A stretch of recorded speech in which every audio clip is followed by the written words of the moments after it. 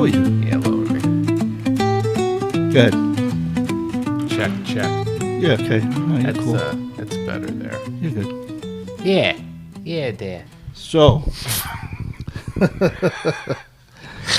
Oh my God! All right, One, so wait. two. Let me know I like to get close to this thing like Lemmy. You know what I mean? I like it high and then like down. Yeah, like, you know, so I got to like lift my head up. But yeah. But so how you doing there, Click? We're starting. Yeah, we're starting. I was recording that whole time. You kidding me? I do that to people. I don't like that. But all right. So how did you? Wait, hold on. You didn't ask. You asked me how I was doing. I couldn't even answer that. You didn't, well, answer. How you doing? How am I doing? You tell me. You're doing good. I'm here. You're here. I got air in my lungs. It's about time. I've been Right? trying to do this for like, I don't know, 3 weeks. Yeah, a little bit longer maybe. Yeah. This guy complains about everything. I swear. I How do. long have we known each other for? Too long. Over 10 years. 10 years. No, right? more than 10 2001. years. 15 years. 2001. 2002. Had to be. Yeah. You were my first friend. Oh, wow. So I'm bad at math. 2002. So what is that? 22 years. Yeah. Oh, and we could okay. talk about how we met, but we could probably use that for another episode. Yeah, we'd be here for hours. Yeah. But so how did you first get into DJing? He's going to just jump I'm right just gonna into jump it. right in. Yeah. Well, how did you get into it? How did I get into Yeah. it? Well, I was always I come from a musical family. Let me start that over. Okay. I come from a musical family, so I was brought up with music around the house from the moment I woke up to the moment I went to sleep. You know, at a very young age, I might actually have to back up a little bit further than that. I would say ever since I came out of the womb, I was musically inclined. Your mom used to Yeah. put headphones on her belly and It's shit? funny because they would play music and I would just start kicking. Really? Yeah. And I couldn't even talk yet, and I was already like singing and humming and stuff like that that's along cool. to like songs and stuff. So you're always around music. Absolutely, all my life. And then, you know, at a very young age, I started like just playing. I wouldn't even say air drums. My mom said that I would go, and I remember this too. I would go to the, you know, where we kept the pots and the pans. Yeah, yeah. And I play would the take drums? I would take them out, and I would actually set them up like drums. Now I'm like 2 years old. I mean, how do I know what goes where, right? Yeah, yeah. So, you know, I mean that's really where my musical preference came into play was being a drummer. So I learned timing first from playing drums, and I probably So you played drums like when you were younger? percussion since that's I was cool. like seriously from 5 on, I would say. But before that, it was more or less like I said, like 3 years old, just like banging on pots and pans. I didn't get a drum set until I was a little bit older than that, but I was always, you know, beating and patting away at anything that I can find. And the most important thing about being a DJ is timing. You know, these people, timing is like, you know, counting bars. 1, 2, 3, 4, 2, 2, 3, 4, 3, 2, 3, 4. I don't know anything about it. So, I'm learning. I mean, have you ever been musically inclined? Not really. I mean, I have a bass guitar that I used to practice with, but just for That's myself. right, you did. You played bass. Yeah, I didn't really play bass. I had a bass and I played it. He but enjoyed the I idea enjoy of the bass. entertaining myself. He with my enjoyed the bass. idea of the Yeah. bass, but he didn't actually play the bass. He just Yeah. he's just strumming around. Yeah, Just strumming I around. learned some reggae stuff and Black Sabbath bass and stuff Yeah, like just that. slap at a bass. Slap at the bass. Slap yeah. at the I bass, slapped man. the bass. Slap Yeah. it on the bass. So what happened now? After the drums, what happened? Well, What I did you mean, do? I'm still a drummer to this. Oh, day. really? That's Yeah, cool. but you know, so You got a drum set? yeah, I do. Is that a nice one? Oh, beautiful one. Cool. I'll show you a picture later. Definitely. No, so yeah, I started playing serious drums probably around 5, and that's that. You know, you're asking me about DJing, but DJing goes way beyond. Oh yeah, just, no, it's just that playing. starts with your Yeah, music. just play, yeah, it really comes down to, you know, you can't just wake up and decide you want to be a DJ. I mean, people do that nowadays. Yeah. The only problem is it's like, I mean, did you wake up one day and just say, "Hey, I want to be a tattoo artist"?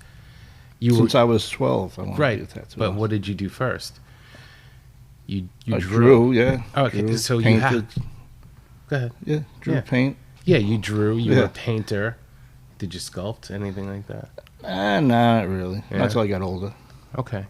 Well, so that's how it starts, though. You have to actually have some prior knowledge in your craft before you actually get into it, and that's where the whole, being a drummer or, a bassist, and so playing in drums, and then wanting to get involved in bands, and I was involved in chorus in school and singing, and in school band and everything, and I can't read music. Now this is going. That's hard. I can't read music. I can't. No, almost the most brilliant artists in the world couldn't read music. Yeah. You think back to like Kurt Cobain. I believe in even Hendrix. Yeah. Couldn't read music. Jim Morrison. Well, he just sang. He didn't play an instrument out of it. Someone's coming in. All right. So what were we talking about? So we were talking about reading music. Reading music. And how I can't.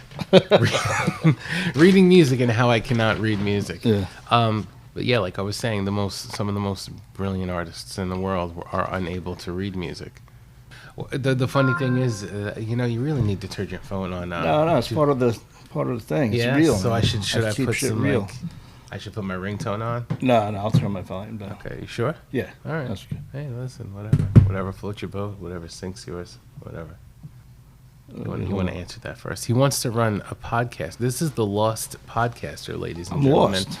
However, he gets lost in his phone. I get lost in every moment. You kidding me? In the interview. That's why it's the law. I got it on my knuckles. Yeah. Lost. It's true. That's me, man. This guy. We really have known each other for a long time. Yeah. So what is there like? Don't yell at me. Oh, sorry. I got excited, man. Yeah, so I got another question. Listen, but let's not get too excited or ahead of ourselves. Oh, sorry. So, okay. So there we go. Sorry. See, you know what? Let's just take this back to the beginning. No. Don't tell me. Listen, I'm the guest. The guest is always right. Go ahead. Anyway, so go ahead. He's not. You could easily persuade this man, but not for everything, but just for some things. See, I go way off topic, but so I'm in the school band, and I can't read music, but I'm listening to music, the pieces that they have written to or composed by other artists. Right. I'm listening to it, or without listening to it, and I'm playing the piece, and my band director would come up to me and say, "I thought you can't read music." I said, "I can." He was like, "But you played it exactly the way it was supposed to be." Oh, wow. The way it was. So it's like when you hear something, you could repeat it. Yeah, and even when I don't hear something, which is really funny, because this one time there was a piece that they had, and I never heard it before. I just heard them play it, and then from there I took it and went with it, and you played it exactly the way it was written. Oh, that's cool, man. So it's an amazing ability.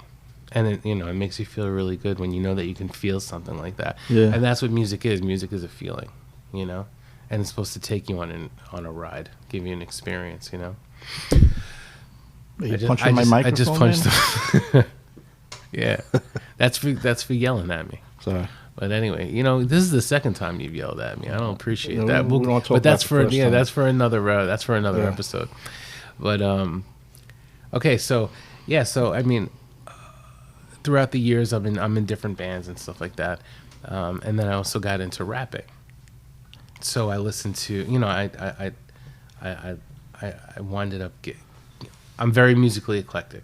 So I'll go from like anything from classical to jazz to metal. You like classical music? Love classical music. Yeah, I really, really, really love it. It's relaxing, especially with somebody.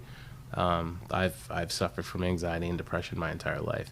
So anybody who has that, I feel like music like that is very, very calming.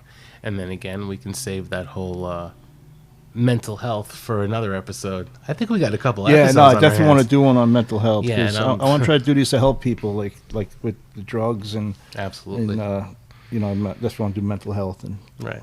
I don't take drugs though. Well, yeah, no, well, you're prescription drugs. Yeah, guys, I am a prescribed drug addict. So that's okay then. You're allowed to do that. So as we proceed to give you what you need, this is the Lost Podcaster. Is that what you say? That's cool, man. Welcome to the Lost Podcast today.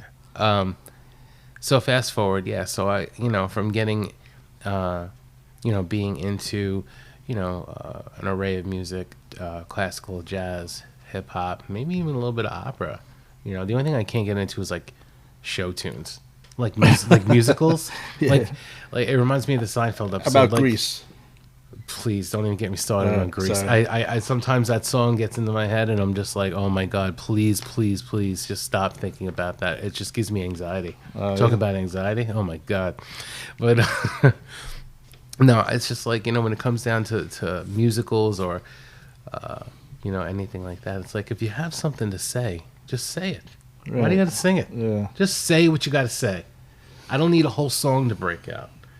And anyway, getting back to me, because it's all about me. So yeah, love all genres of music. And I wound up getting into, you would think I'd be into hip hop and things of that nature earlier in life. Right. And I really, really wasn't. I mean, if you want to go really far back, the first tape I feel like I ever had, and yeah, I said tape because my dad bought me a cassette when I was probably, I don't know, maybe 2 or 3. It was like I think it was Michael Jackson Thriller. Oh, really? I feel like that's like a staple. You know, that you need to have that record. Well, that came out when I was older, and I didn't like Michael Jackson. No. I was a metalhead. You can't like Michael Jackson to be a metalhead. See, that's the problem. As time progresses, and you're in 2025, I think for the last 15 or 20 years, give or take, listening to everything, liking everything, is acceptable. But I do remember a time in life where you like metal, you can't like hip hop. Yeah, but when you get older, you realize you could appreciate, even if you don't care for it, you can still appreciate it. Yeah, but you got people telling you what you can and cannot. And guys, never ever listen to what anybody has to tell you. Don't let people dictate what you like and what you enjoy, because it's your life. And I wouldn't have gotten to where I am if I didn't follow my own thoughts and feelings on everything from music to philosophy. And there goes your phone again. I turned the this guy's down. very, very unprofessional. That's it. I've had enough of you. Know who I used to like? Who? Change the subject. Prince. Even when I was into like Black Sabbath and Motley Crue and shit, I actually liked Prince. I had the Prince album, and people used to make fun of me because I like Prince. What album was it? Purple Rain. I knew you were going to say that. Yeah. Of course, Purple Rain. I didn't have his other one, but that video that first came out on MTV. When Doves Cry. What's that? Little Red Corvette. Oh, yeah, that album. I didn't have that. I was really, I don't even know if I was born yet. But you weren't born then? I don't think so. Or maybe. I could have been a baby. Well, I'm old. I mean, but I love old music. Obviously, I watch silent films. Oh yeah. Yeah. This is going to a totally different place. That's all right. But it's funny because when I said Michael Jackson, I'm like, well, there's no, like, I feel like no matter what you're into, you're either a Michael fan or you're a Prince fan. And I feel like I knew you were going to say Prince. Yeah, that's awesome. Cool. I know things, my friend. The Lost Podcaster. I'm finding you. You might have to be the found podcaster after this. Yeah, I'll still be lost. I'll still be lost. We're all lost. Yeah. We're all lost, just looking to find our way. And that enters the philosophy stage of this program. All right, so fast forward, I winded up getting into hip hop more and more as time went on, probably around, 15, 16. Loved like Wu-Tang and, the 2 albums that got me into the hip hop genre that made me fall in love with hip hop, I would say, is for people who actually know this, because the Lost Podcaster will not. Do you give your actual name on this program? Yeah. Oh, so Eric. Eric will probably is Fuji's The Score and Nas It Was Written. I heard those 2 records and they changed my life completely and entirely. I never even heard of it. And that's what I said. I just said he would have never known about this. And there goes the phone again. I turned the fucking volume down. Turn it on silent. Don't silent. Pay no attention to my phone. I turned mine off for you. I'm sorry. Yeah, just go. I mean, my phone doesn't really go off. It's my watch that goes off, but I turn my why watch it goes off because, off. It doesn't go off till I do shit like this. It'll be quiet all day. Nobody likes me. So, and my phone never goes off. But I'm pretty sure when something like that. There's the phone. Yeah. Trying to catch my bearings here. So listen, stop looking at your questions. We're not there yet. I don't even have to. You're just answering all the questions without me even asking. Let's not get it. No, because I didn't even get to the DJing part yet. Yeah, go ahead. So, you're doing good. You know, this is not my first It's time. almost like you've done this before. Yeah, right? Someone would think you were on radio. Right? Yeah. We'll get to that later. Cool. This is going to be a very long episode. That's cool. Even after you trim it down. You got to trim the bulls. But, so yeah, those 2 albums. So I'm just going to go over that again. That way you could kind of easily edit it. No, I'm just going to leave it. Yeah? Yeah. All right. Well, then there you go. 2 albums. Fuji's the score, and Nas, it was written. Those 2 records completely made me fall in love with hip-hop. And later came, different genres. And there's genres that I appreciate today that I didn't appreciate then. Country? Not really. Yeah. Actually, I appreciate it. But you know what's funny? Is that the stories are just too real. I'm talking about not like the commercial crossover country. I mean like the real, Like David Allan Coe? Yeah. That type of stuff? I mean, no. I mean, even like, what's his name? I always liked him. Trace, I'm going to have to look back at that. But all the old school guys, their music was it was real. And some of the music, the stories are really sad. It's great music, but some of the music is just so sad. And I'm really deep. And I can't appreciate things like a regular person without having this weird, deep feeling towards it. It's like I'm just too sensitive. You're very sensitive? Very sensitive to things. Being an empath, too. It's like, just like very, I'm a Scorpio. So you guys, if you know astrology out there, and I'm pretty sure you'll have some sort of a fortune teller or astrologist on this program in the future, and that would be really cool. It'd be really cool. They could do live tarot readings. You could charge admission at the door, but so it's I kind of stay away from some of that stuff, but I appreciate it. There's a couple of country artists that I like, but maybe I'll whatever. It's okay. On a scale from 1 to 10, I'll give it a 1.5. Cool. All music, most people would give it. All music is good music, Yeah. But I grew up on like doo-wop and early like 50s and stuff like that because my father is a classically trained singer, so he was in. Oh no way! I didn't know that. Yeah, he was in doo-wop groups, and my mom sang, but she chose to be a hairstylist and colorist. She actually also did wigs for like famous people too, like Tony Bennett's wife and like Dinah Shore and all these people. Sure. Yeah. Cool. So yeah, it's pretty cool. And there goes your phone again. I got my phone. Every time we hear, too bad this isn't. I don't drink, and you don't drink either, right? No. But this would. Imagine if this was a drinking game, and I said every time Eric's phone goes off, you have to take a shot, guys. Actually, you know what? There you go. You guys can do that. I just gave my daughter a shot yesterday. She's 16, and I got some. What is it called? Little Livy Love? Little Livy Doodles, yeah. Livy Doodles. Livy sings. Maker's Mark. You ever have Makers? No. I don't drink, but Makers is good. It's very smooth. He's like, I don't drink, but I'm known to take a bottle or two. But I used to drink a lot. But so I gave her a shot. I go, Liv, you want a shot? And she's like, all right. And I give her a shot, and I'm like, here's to the long straight piece in Tetris. And she woofed that thing down like there was no tomorrow. That's bad. Yeah. I was like, wait, you did this before? She's like, no, I didn't. I'm like, no, that was a little too easy. She goes, wow. She goes, that's smooth. I'm like, all right. I'm going to the other room now. And she knows even. Oh, it's a very. it was a smooth beverage, and it has a woodiness. She's probably to telling it. her friends, "We got to get Maker's Mark." Yeah. Now, see, you've just bred a future alcoholic. This is not cool. Livy Love is a sweetheart, right? Yeah. She's very intelligent too. Well, she takes after you.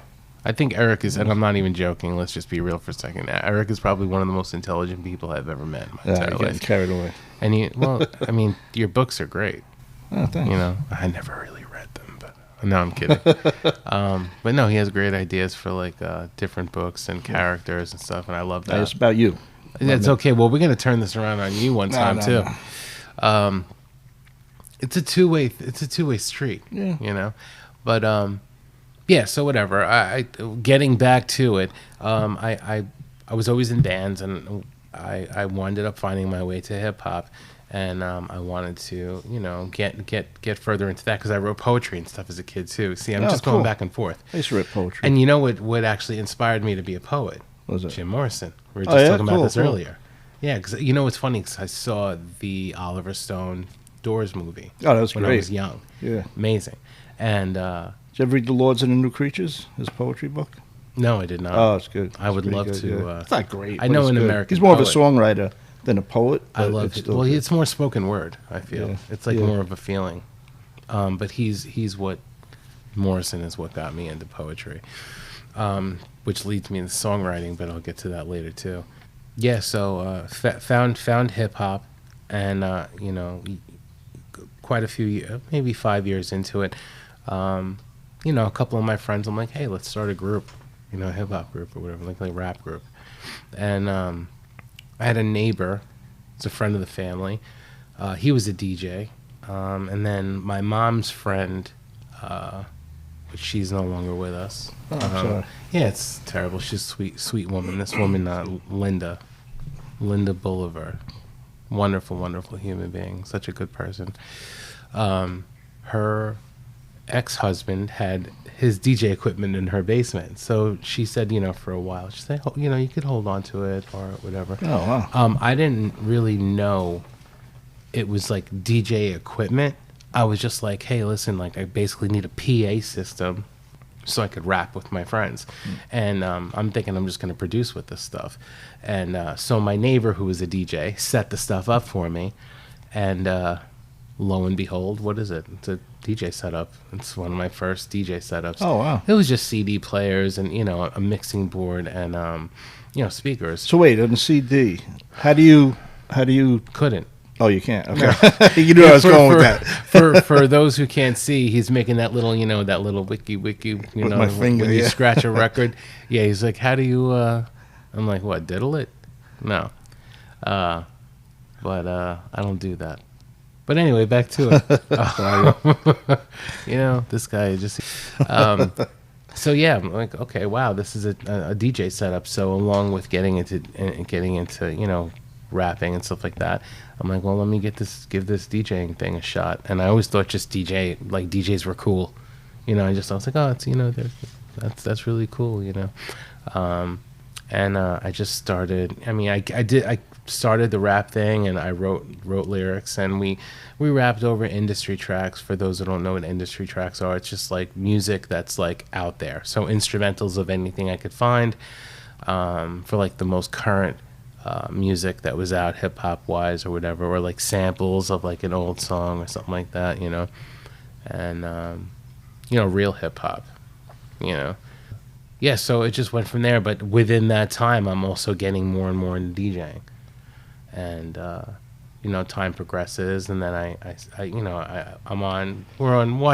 watch MTV, right? Yeah. We watch MTV, and you see like DJs live on the air, and they have the turntables and everything. I'm like, this is cool. Like that is something I want to. Now that's where the wiki comes into play. Yeah. So I just I'm like, Mom, Dad, I want a pair of turntables, So, and my first pair was like this really cheap. I'm gonna ignore that phone from here on out. I told you they were like a really cheap. If I would have known better. So guys, for those of you who want to be a DJ and you want to play actual turntables, never get belt-driven turntables.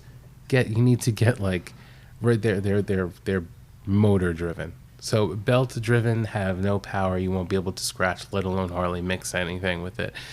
I mean, with the technology today, you guys probably aren't even really using. Unless you want to be a real turntablist, then you will go and automotive-driven. They're more expensive than the belt-driven ones.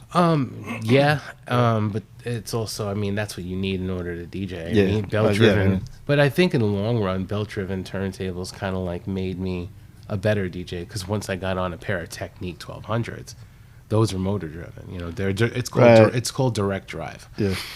So, but that's really what got me into.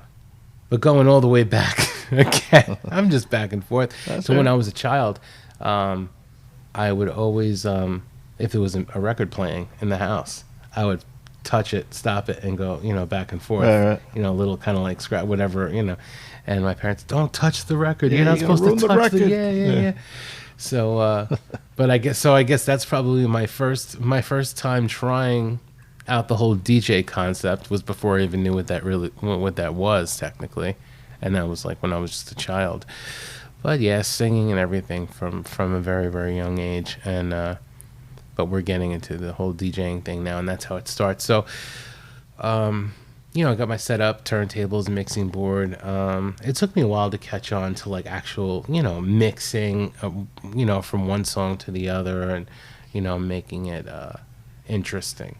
But I gained my bearings, and started doing like mobile gigs, like doing like Sweet 16s or like birthday parties, whatever. Yeah, I mean, we years ago when we first met, you were working at the shop, and you used to after work, you used to get all your stuff and go DJing.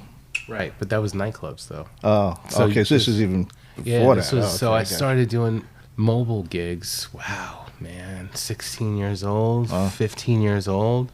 I think I got timeline screwed up because I got into DJing a lot earlier than I thought.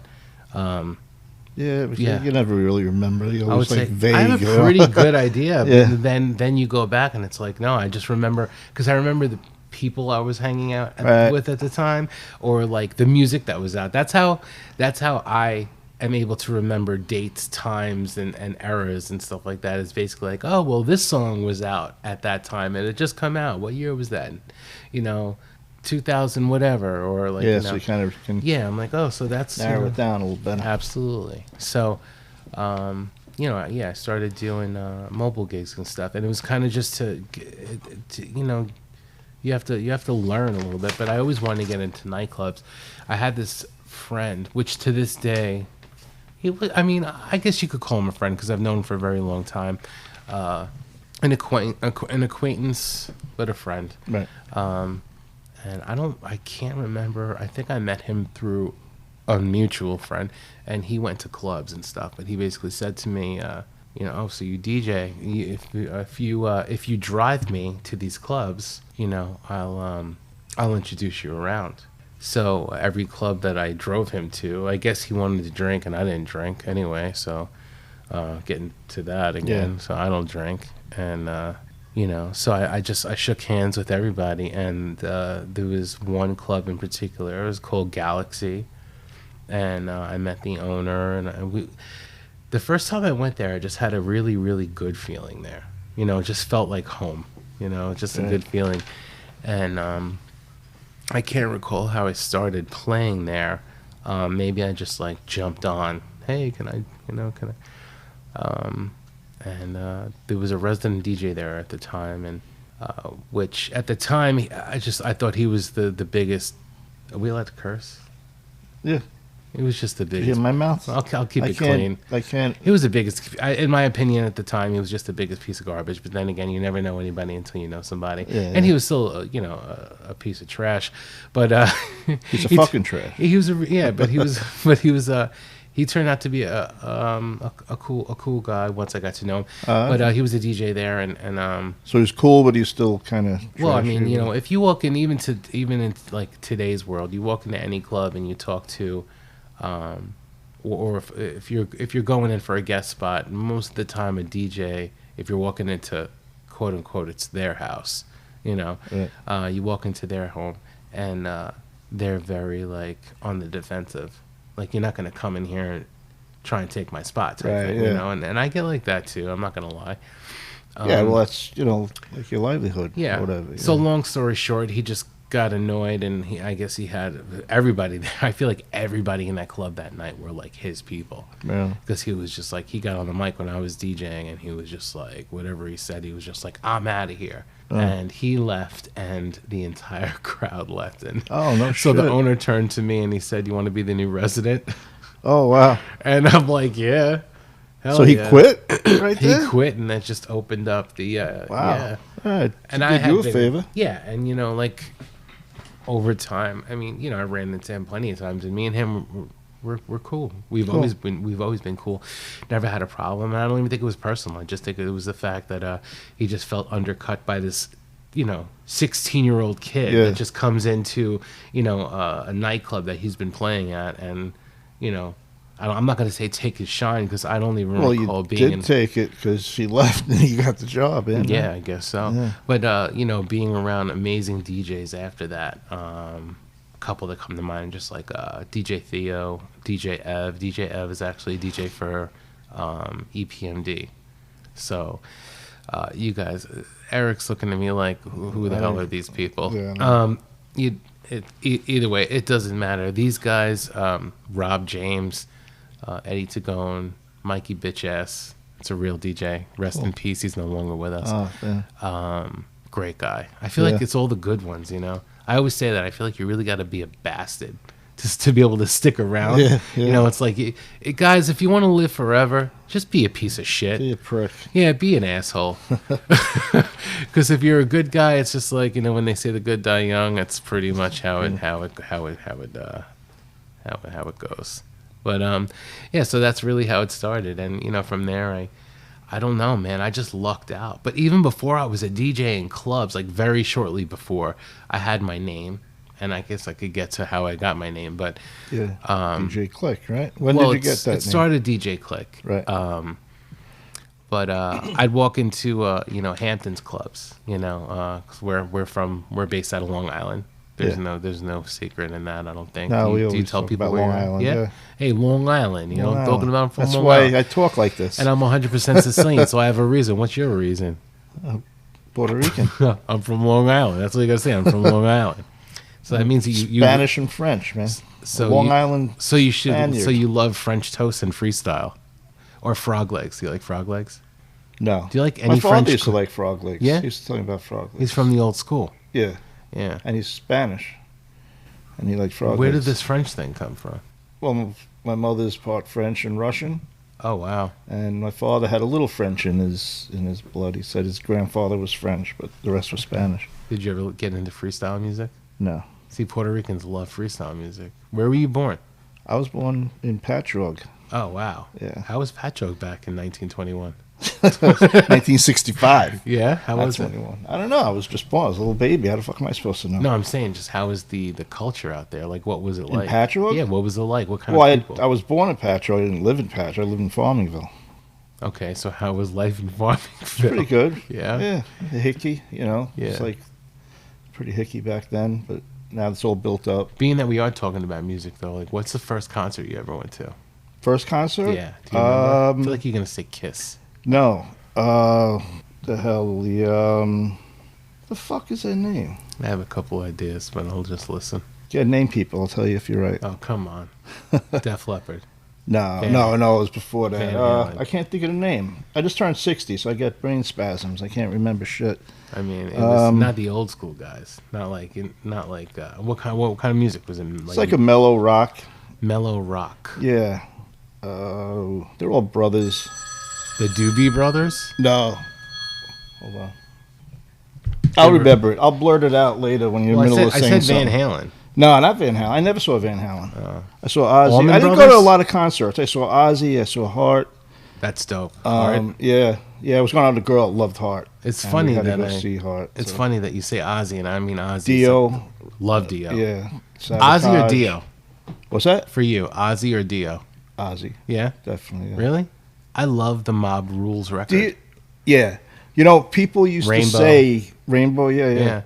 Bobby Rondinelli, the drummer from Rainbow. I got to meet him when I was really young. He heard me play at a very young age, like play drums, and he was just like, this kid is remarkable. Said it to my father, which is crazy. Bobby Rondinelli giving your kid a compliment like that. But that's you were cool. Saying.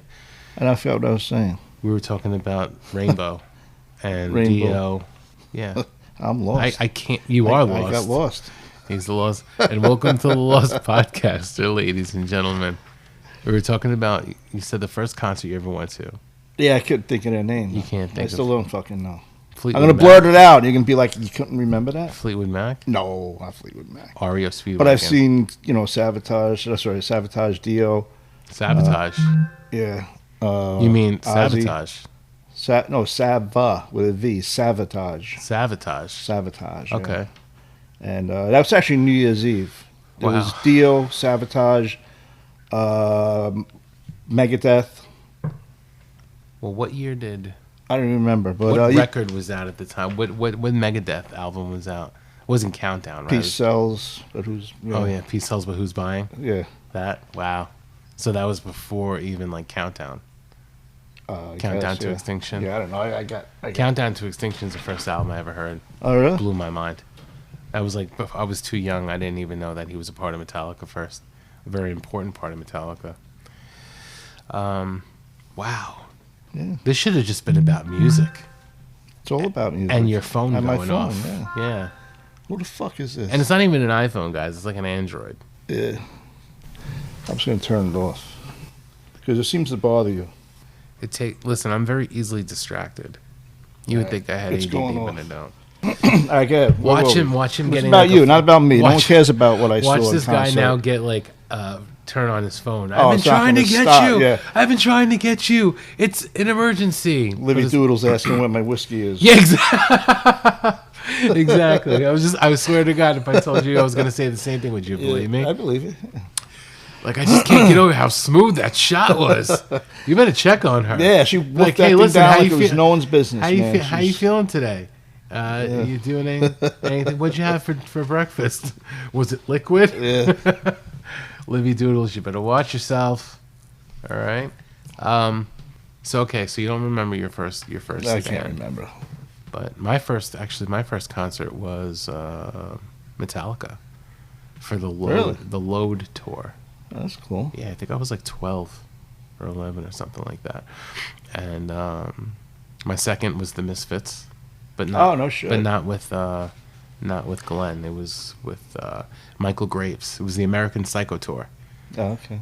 Remember when they came back out? Honestly, I never really listened to them. Listen to the American Psycho record. Actually, I used to hear them. It's a band that you hear like, oh, cool, Misfits, but I never went out of my way to listen. Huge shout out to Jerry Only, Doyle, and Michael Graves. Michael Graves was the singer at the time, which I had the pleasure of meeting back in 2017, 2018, and then I saw Jerry with the crowd just talking and hanging out a couple of times, and I was just too afraid to go and say hi to him. Not that I was afraid of him, and I'm like, what am I going to say? Aren't you friends? Yeah, we are. Okay, cool.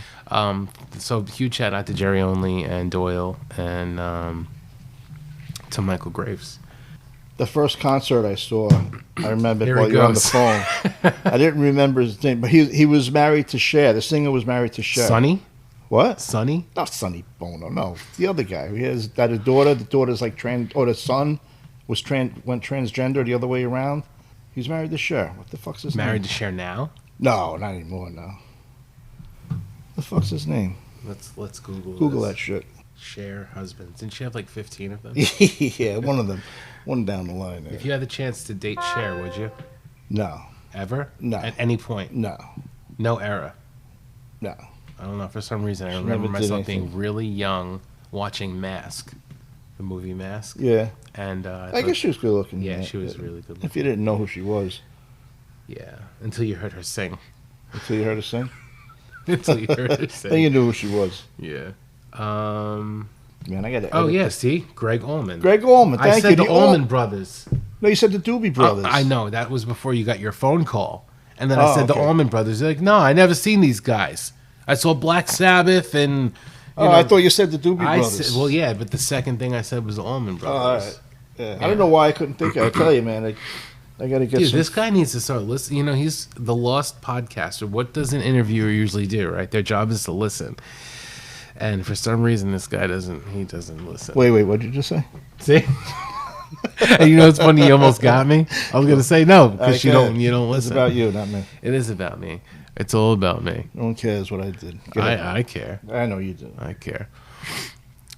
We went really far. Yeah, so my first concert was Metallica for the Load era. My second was Misfits for the American Psycho Tour, like I said. Michael Graves, super duper sweetheart.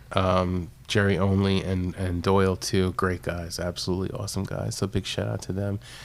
And I had my first moshing experience during that show. Oh yeah, cool. Yeah, there was I forgot the name of the band, but it was an opening band. I walked into the pit, got punched in the head, walked out. That was the end of my moshing. You're like, I'm fucking done I'm with like this. I'm like this 14-year-old kid getting hit in the head by a grown man. I'm like, no, I'm good, man. My parents don't even beat me. I'm gonna get beat. No, I'm good.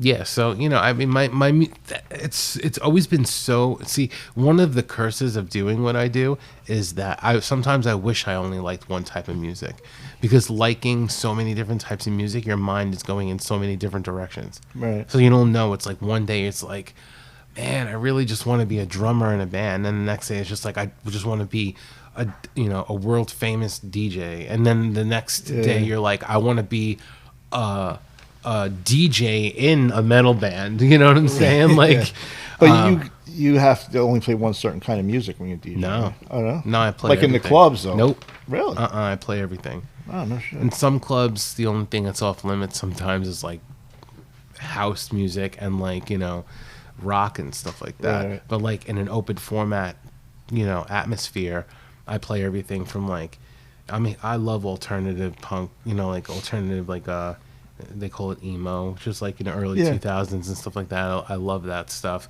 and that's what I'm saying. Like my musical taste is just so broad. So I'm like, it gets very confusing. You don't even know which way to go. Right. But so my first residency was at a place called the Galaxy, and or just Galaxy Lounge, and like I said, I met some amazing people there that some I haven't talked to in a very long time, but we're still friends. We just became very, very close. Right. And from there, I got gigs, at different places. I was at a place called Flying Point, which was probably the biggest club in the Hamptons at the time. What's it called? Flying Point. Flying Point. Yeah. It was huge. For those of you who are on Long Island who live out east, especially, if you go all the way down Sunrise Highway, heading east all the way, right before you reach the end of Sunrise Highway, when you're in Southampton, when you can either go left or right, and that's it. Diagonally across the street, it was a Pier 1 Imports, but I think Pier 1 went out of business, right? I think they went bankrupt.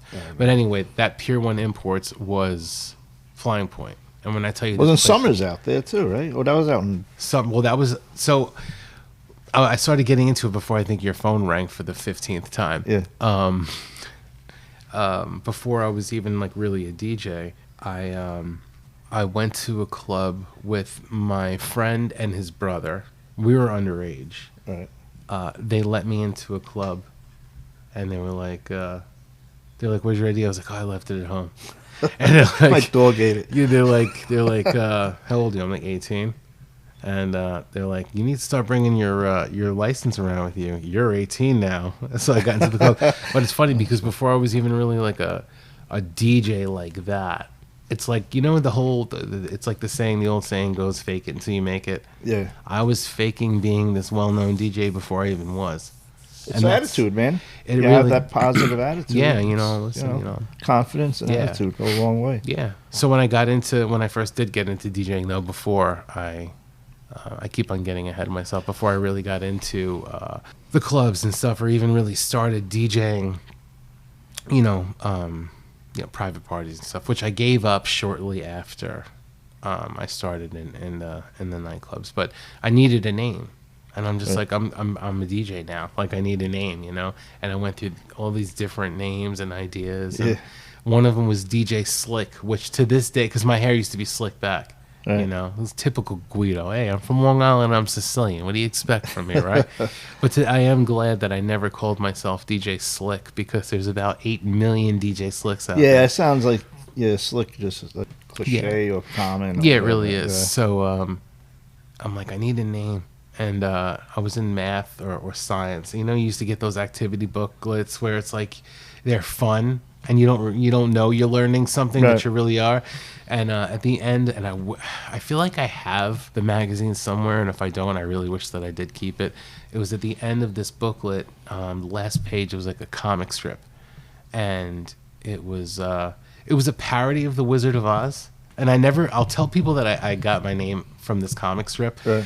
But I never tell them what it was because I don't know if, not that I really care, but like people are like, oh, you got your name from The Wizard of Oz. No, I didn't get So my name what? from The Wizard of Oz. I got it. It was a parody of The Wizard of Oz. It was a parody. It was a parody, but it was a clean parody for you guys who don't like clean parodies of things.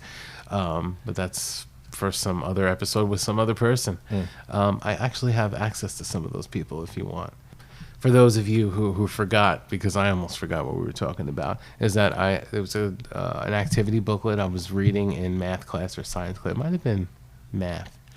And at the end of the booklet, there was a comic strip, and it was a parody of the Wizard of Oz, and the last, obviously the last part of the movie before Dorothy wakes up there's no place like home, right? She clicks her heels together, right? And there was the last frame was this parody person of Dorothy, and her shoes, the ruby slippers, right? And it said click, click, click, like with that explosion, pow around it, that. Yeah. And I'm like, all right, screw it, DJ Click. That's cool, man. And that's really how that happened. But yeah, man, that first residency opened up doors, and because I kept on going to different places, and I shook hands with everybody. Which, if you want to get into this life, guys, you need to. If you want it, you got to go out and get it. Like, it's harder now because, like I said, especially with the new technology that's out, everybody. When I say you can't just get up and decide you want to be a DJ, nowadays you actually can, because these programs almost do everything for you. But you really need to learn, and I really suggest, being musically inclined, just don't get into it, and don't get into it for the girls or for the guys, whatever, whether if you're a girl DJ in the business or whatever, or it doesn't matter, I guess nowadays, right? It's like whatever your preference is, don't get into it to get romance in general. There you go. See, he's listening, guys. I'm listening. He's summarizing for me because I can't get my thoughts in order sometimes. And in this business too, you'll be tempted to, engage in extracurricular activity, which, substance and stuff like that. And it's very important not to. I learned a long time ago, and I don't know who I learned it from, but they said if you want to be a good DJ or a master in any craft that you have, a year straight, no going out, no girls or guys, no romance. We'll just say that, right? No romance. No romance. No drugs, no alcohol. You go to school and or work, come home, practice, eat, practice, go to sleep, wake up, and repeat. Do that for 1 year. Sounds kind of boring.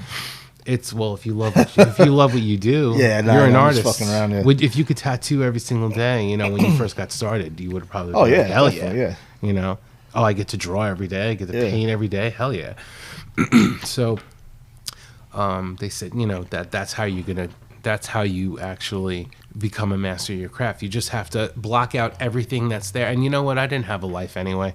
I had friends, but I loved staying in and working on music. And it's funny because my father, I never really told him to. I mean, I always told my parents everything, but I didn't get into like what my friends were doing until he said to me, you're always home. And my parents, let me just say off the bat, they are the most supportive people I've ever met in my entire life. I could play music, whether I was playing the drums or I was DJing until 5 o'clock in the morning, and they'd be down there just listening, and I had everything set up in our basement, and they would just come down, they would listen, and just they were my cheerleaders and my best friend. My parents are my best friends. They really are my best friends, But I had friends I was hanging out with, and when I started doing all this, it's like, I was just working towards my future, and my father says to me, you're going to lose all your friends. You got to go out. You got to see your friends. I'm like, I don't want to. I just want to stay home and I'm going to do music. But you're going to, again, with you're going to lose your... I'm like, Dad, you don't understand what they do. I'm like, I don't want to go out because all they're doing is they're down the block. And what are they doing? I said, they're drinking, they're smoking weed and stuff like that. Like, I don't do that. I want to stay home and I want to play music. This is my life. Right. And he's just like, well, you don't have to do it. He was thinking about, I don't want to see you, alienate yourself. I don't want you to lose your friends. But at the end of the day, he understood. Yeah. I didn't want anything to do with that. I had bigger things to do. I had things to do, It paid off in the end, though. Right? Yeah, and it never gets any easier, and we'll get to that too. But it just never gets any easier. In anything competitive like that, you just have to up the ante every chance you get. So, I just stood in and when I wasn't working or going to school, and I just practiced, because that's my happy place. That's really that's when I can think of my most happiest moments. I could think about just like going back to the start. That was like the most fun part of all of it. Just playing music and enjoying it, and the basement days. But when I started getting into clubs, I slowly let go of private parties, and I stopped doing private parties. And people ask me to this day, like, "Oh, I really want you for like my birthday or my daughter's, sweet 16 or So you a don't do wedding." that I'm at like, all no, anymore, or? won't do it. I won't do it for one of two reasons. Two, listen, there's a lot of money in that, guys. So if you really want to make a lot of money doing something that you enjoy, go ahead. But for me, I wouldn't enjoy doing, weddings and bar mitzvahs and sweet 16s and all this stuff, because it's when I moved to the club scene, I'm like, well, to me that was a stepping stone. And I wanted to move away from that. Again, there's nothing wrong with doing private parties, guys. Like, you can make a lot of money, and you can make a really good living for yourself. Right. There's probably more money in private parties than there is in most DJ gigs and clubs. Oh, really? Absolutely. But also, my equipment grew legs and walked away throughout the years. People stole my speakers and my amp, and stuff like that. So I'm not going to buy new stuff, and I hate lugging around equipment. I had my first girlfriend. She was probably like 98 pounds soaking wet, and she used to help me carry my equipment. Actually, I remember I was late for a gig. I took a shower. I got out of the shower, dressed, and she had my entire car loaded. And you may have met her. We won't name names, but you may have. I feel like you did meet her, because she was around when I first met you. But yeah, she was, aside from being a liar and a cheater, she was really a good girlfriend other than that. I know what you're talking about. Yeah, a little Spanish chick. Yeah. Yeah. It was good times, and it was fun, and it was good for experience. But being around these DJs, these big DJs to me, they were just big DJs, the DJs that I came up underneath. Like, they were in the life, and I was just getting into the life. Thankfully for them, they make you need to get better quick, like fast. Right. You know what I'm saying?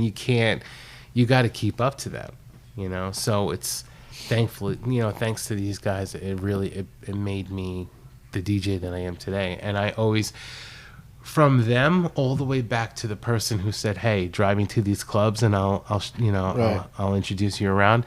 Every time I see this guy, his name's Alpi, I'll always say, "See this guy right here? If it wasn't for this guy, I wouldn't be doing what I'm doing today."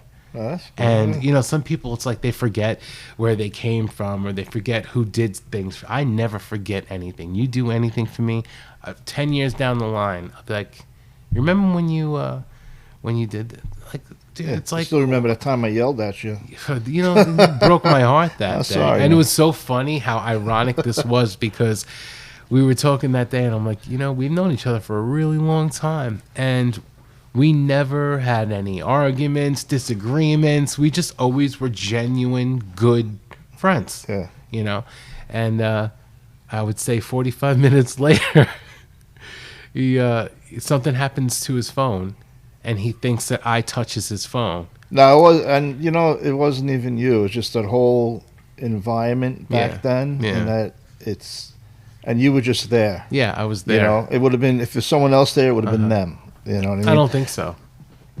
Yeah, I think so. I think I used to clown people too. I think I used to sabotage their stuff. This is before, like, the phone thing became a very, very private you know, your whole entire life in there is in there. But you know, I used to like get inside people's Facebooks and like write.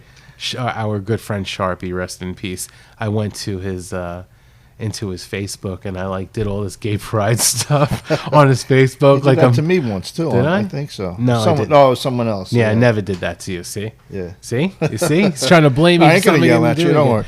Yeah, but that's but yeah, I did a whole like, oh, I'm so proud to be gay and I'm queer and I'm here and all that stuff. And it was just funny, like, you know, I mean, we all love everybody and don't get that twisted.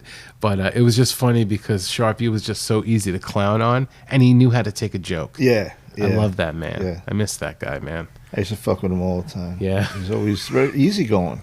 He wouldn't get mad. It's like no fun. You don't get mad. You're just like, oh, cool, you know. Yeah.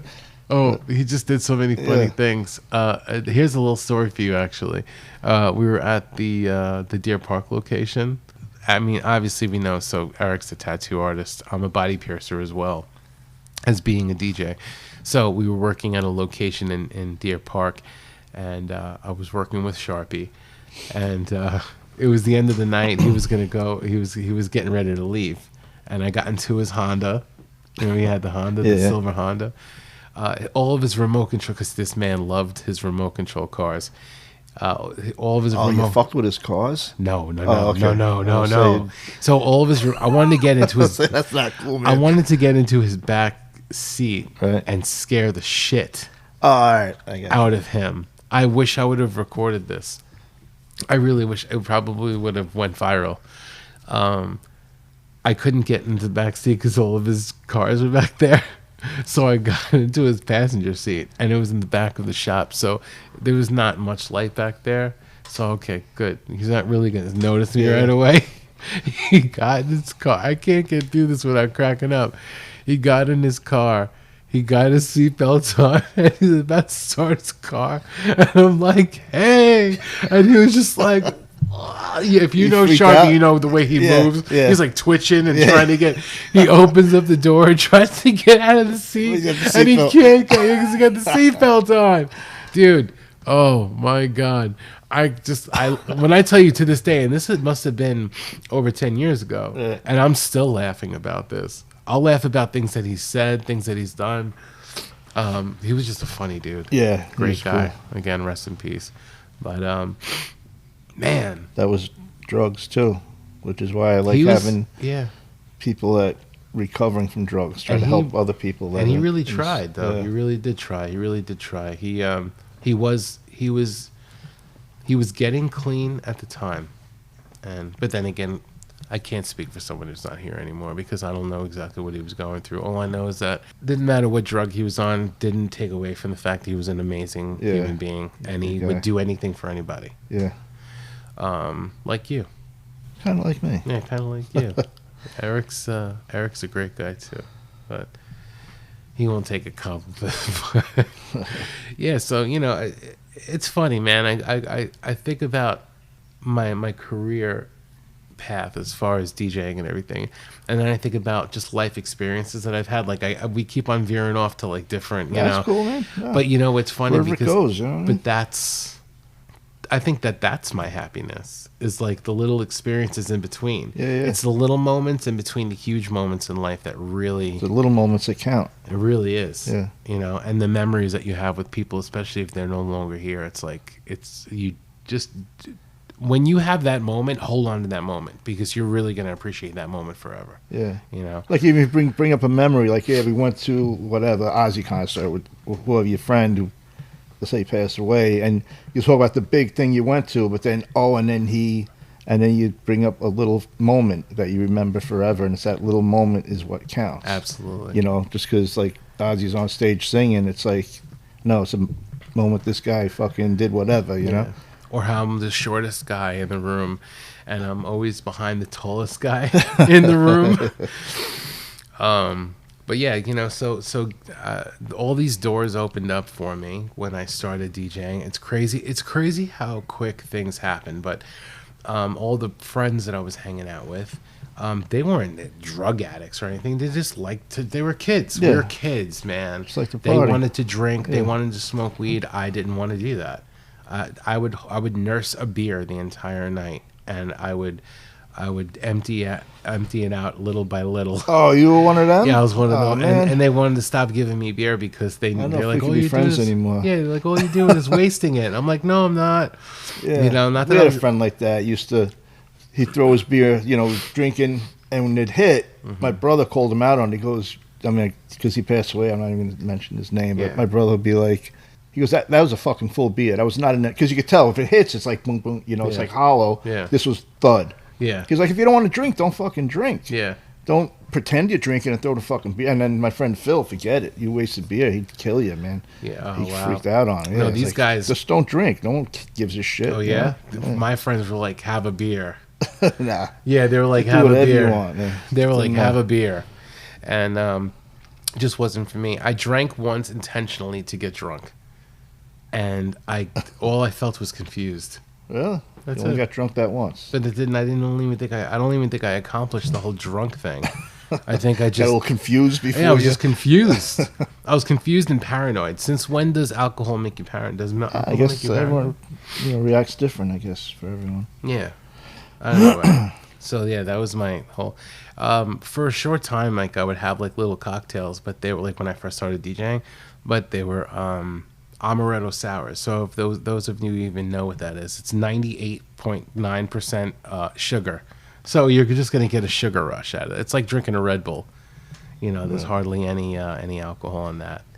It's sour mix, and then in the actual drink is just sugar. So why is it sugar if it's called sour? Amaretto sour. It's sour mix and amaretto. Oh. I still don't know where the sugar comes from. If it's sour, Yeah. why would it have sugar in it? It's an amaretto sour. Yeah. If you ever have a Sour Patch Kid. Yeah, like a it's whiskey sour, but you put amaretto instead of whiskey. Right. Yeah.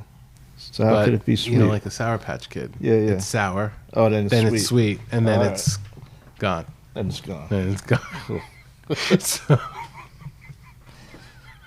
But this is about DJing. yeah, well, this has a lot to do with Cool. DJing. Because that's as far as my alcohol intake went. Alcohol is never a thing for me. Guys, if you could stay Me away from neither. all that stuff, man, just stay away from it. Yeah, I You're smoked a lot of weed, but I didn't really drink a lot. Yeah, no, weed wasn't for me. And I'm allergic to everything. I walked in today and I said my allergies are kicking my ass. It's crazy. sucks. I know. Screw me, right?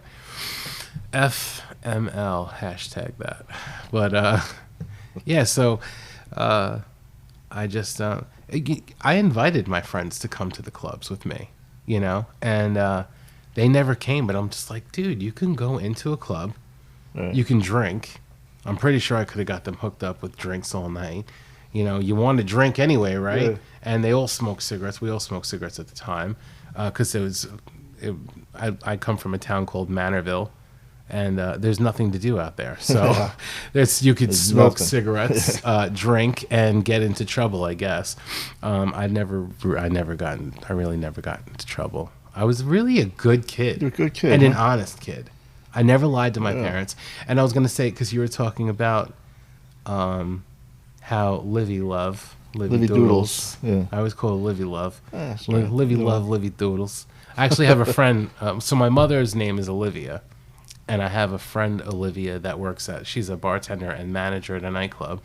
And her name's Olivia. Well, her name is just Liv. And she's She's right. not an Olivia. She's But Liv. she goes by I think her Instagram handle might be like Livy Loves or something Oh, yeah? like that. Cool. So yeah, so I think I always just associate the two, Right.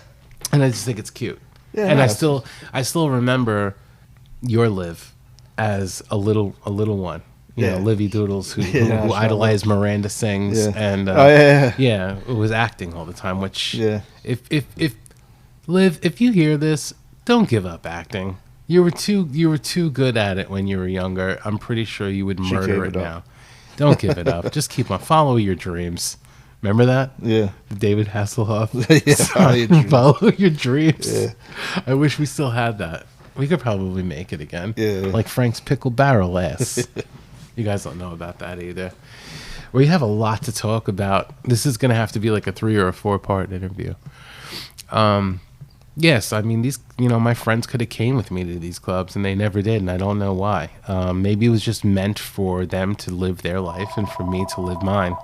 So yeah, I don't know why my friends didn't come to the club with me, but like I said, maybe it was just meant for them to go along with their lives and for me to live mine. Yeah. And They just went into it, right? yeah. So I would have loved for them to be there, just to see like me progress too. I mean, maybe it's a little bit of a selfish thing, but not really. Just to kind of like go and to bring my friends along on the ride. Yeah. No, that's not selfish. Want to include your friends. Yeah, exactly. But I met new friends, and not that I still love the people that I was friends with when I was a kid. But I met some really cool people my first time around, and like I said, getting into all these bigger clubs at such a young age. Like I said, everything happens so quick, out of nowhere. You're like a 16-year-old kid in all these huge nightclubs, and I'm doing that, and I'm going to school. Right. And if we ever had like a midweek party, which nowadays it's like more likely that you would have like a Wednesday party, but yeah, if I had to do like a Wednesday night party and I had like school the next day, I was exhausted. What's really cool is the Galaxy Lounge. It was down the block from. I went to West Hampton Beach High School, and it was down the block. So every day on the bus, you'd pass the club. Oh shit! And it says every Friday and Saturday DJ Click on the billboard on the marquee, and that's dope. I mean, you're like this. You're a kid. And your name's on a marquee. Name's on the billboards. Yeah. And you're in the you're in lights. That's my name. It's true. And you're in school, and they're like, "You're DJ Click," and I'm like, "Yeah." And I feel it's just crazy, That's cool. That was a really good feeling, actually. Definitely. Very, very good feeling. Yeah, but oh man, I've been DJing for like over half my life, and there's so many. I could go through my resume. I mean, I have it all on my phone. Yeah. I can go through every place that I've pretty much ever been at. I should actually look at that right now. And this could help me get through this interview a little bit quicker as far as that's concerned. I like the tangents. Oh, I love going off. Like we could talk about UFOs. I don't care. I love UFOs. Yeah, I'm not into that. All right. Forget it. I mean, listen. All right, and you know what? All right, well, thanks for tuning in. I mean, because it isn't about you. It's about me. No, it is about you. It's about me. Hey, listen. He's been saying that the whole time. This is about you. So keep trying to throw me in there. Yeah, I'm just sitting here with a smile on my face. It's because you get to look at me. Yeah. Well. Yeah. Hey, listen. So you said your first concert was the Allman Brothers. Yeah. I remember my friend TJ. I went with him, and we met his cousin there. That's awesome. His cousin was selling acid to everybody. Where was this? Nassau Coliseum. Yeah. Typical of a Long Islander. Long Island concert. Typical. What is it called now? It's not called Nassau Coliseum anymore. It's they built a new one. It was Nassau Coliseum, but it's definitely called something else. I think now. They redid it, right? Yeah, and they call it something else now. They built another big place. I don't know if they're gonna have concerts there. I know they do wrestling there because my girlfriend goes there all the time. Not all the time, but she's went there for a few wrestling shows because she's into wrestling. And I forgot where it is. Down, like kind of on your way to Kennedy Airport on that fucking Parkway. And it's right off of that. Is it a fucking parkway? It's a fucking parkway. Do people fuck on the parkway? No, they drive on the parkway. Okay. So where do they fuck? Do they pull on over? The side of the road, yeah. Yeah. By the way, Samantha is an amazing young lady. Cool. Yeah, she's awesome. Shout out to Samantha. She's like one of those people you meet, you gotta love them immediately. I mean, that's the way you felt, right? Yeah. Because Eric doesn't like anybody, so if he likes you, no, he doesn't. No, no, I'm kidding. What's your sign? Aries. Yeah, I guess. I don't know. I dated an Aries. You guys are shady, but you're not. You're an alien. I'm a what? You're an alien. An alien? Yeah, you're a rare commodity. Well, I mean, last name is a Leon. It's kind of like alien in a way. I guess so. If you really want to go there, did you ever like just lay in bed at night and just ponder that? What? A Leon. Alien. No, kids used to make fun of me and call me Eric the Alien. Really? I used to get mad. Why? I don't know. You're like a little kid. You're like fucking 7 years old. It's like, what the fuck? Don't call me an alien. I mean, You're all it's mad and shit. You know, it's great though because. But then looking back, it's like, yeah, why was I mad? That was actually kind of cool. It's like, yeah, why? You know, if you knew then what you know now. Yeah, exactly. It's like I always go by the golden rule of why try and fit in when you're a standout. You know, why it's good to be different when everybody, especially now, everyone is a carbon copy of everybody. And I'm not talking bad about anyone. I'm just saying, like, be you. Yeah. Have your own identity. I feel like everyone has the same identity. You know, everybody dresses the same. Everybody looks the same. It's always been like that, though. You always, you know. When every single girl looks like the same person. Well, when I was in high school, the girls were looking like, what's the name? Freaking Pat Benatar. Oh. Yeah, all the girls. Not all of them, but there was a whole. Yeah. Remember that movie with Fast Times at Ridgemont High? Yeah, I never watched it, though. They had all the Pat Benatar girls. They look like Pat Benatar. I'm gonna have to watch. That's how high school was back then. That's cool. I would have loved to like go to school in the 80s or something like that. Yeah. Or what was it, the 70s or 80s? 80s. I would have loved to do that. Like to be early 80s. To be a teenager in the 80s, that would be dope. No, I mean, you know, they're all with the lip fillers and the BBLs and getting their bodies done, and they all want to look like a Snapchat filter, you know. Right. And it's like, listen, there's no offense towards anybody who's into that. I mean, you do what you want. It's your life. But just have your own identity. You know, don't try and be like everyone else. You know, you could look like everyone else, but just have your own identity. Look like anyone else. Yeah, look like everybody else. Look like anyone but just be who you are, though. Don't lose who you are as a human being. You know. Yeah, there you go. So I did find. So you got your resume? I did, but we were just talking, you know? Yeah. So, I mean, like I said, I started DJing when I was, like, in clubs when I was, like, 16, maybe 15, because, like I said, I got some dates, you know, as far as, like, time. I was just so young. But, yeah, I'm looking through all the places I worked at. So, Galaxy. Got to name every single one. Maybe I will. No, you don't have to. Maybe I will. This is not really updated, though. This is, I feel like this stopped by probably 2017, because this was like a resume that I wrote then. Right. But I do see Galaxy was the first one that I did, which turned into, it was Tantra Lounge. Right. And then turned into Shamrocks. So 1999 to 2005. That's pretty much how it all started. Like I said, that was your start. 15 years old. Wow. You know? Yeah. So 15 till you were 20 then, right? Yeah, I think so. In 99? No, in 99 I was in 99 I was like 16. Oh, 95 to 99 is 4 years. Yeah. Yeah. Then during that time it was I told you I was doing so Shamrocks it was Galaxy to Tantra to Shamrocks 99 to 2005. Flying Point 99 to 2002, and now all of these I was a resident, so I'm not gonna say this one resident, that one, and then it was a place called Spats, and then it became Intrigue. Now, when you're in the business, you'll notice like you'll be in nightclubs or lounges, and they'll change names 1,000 times.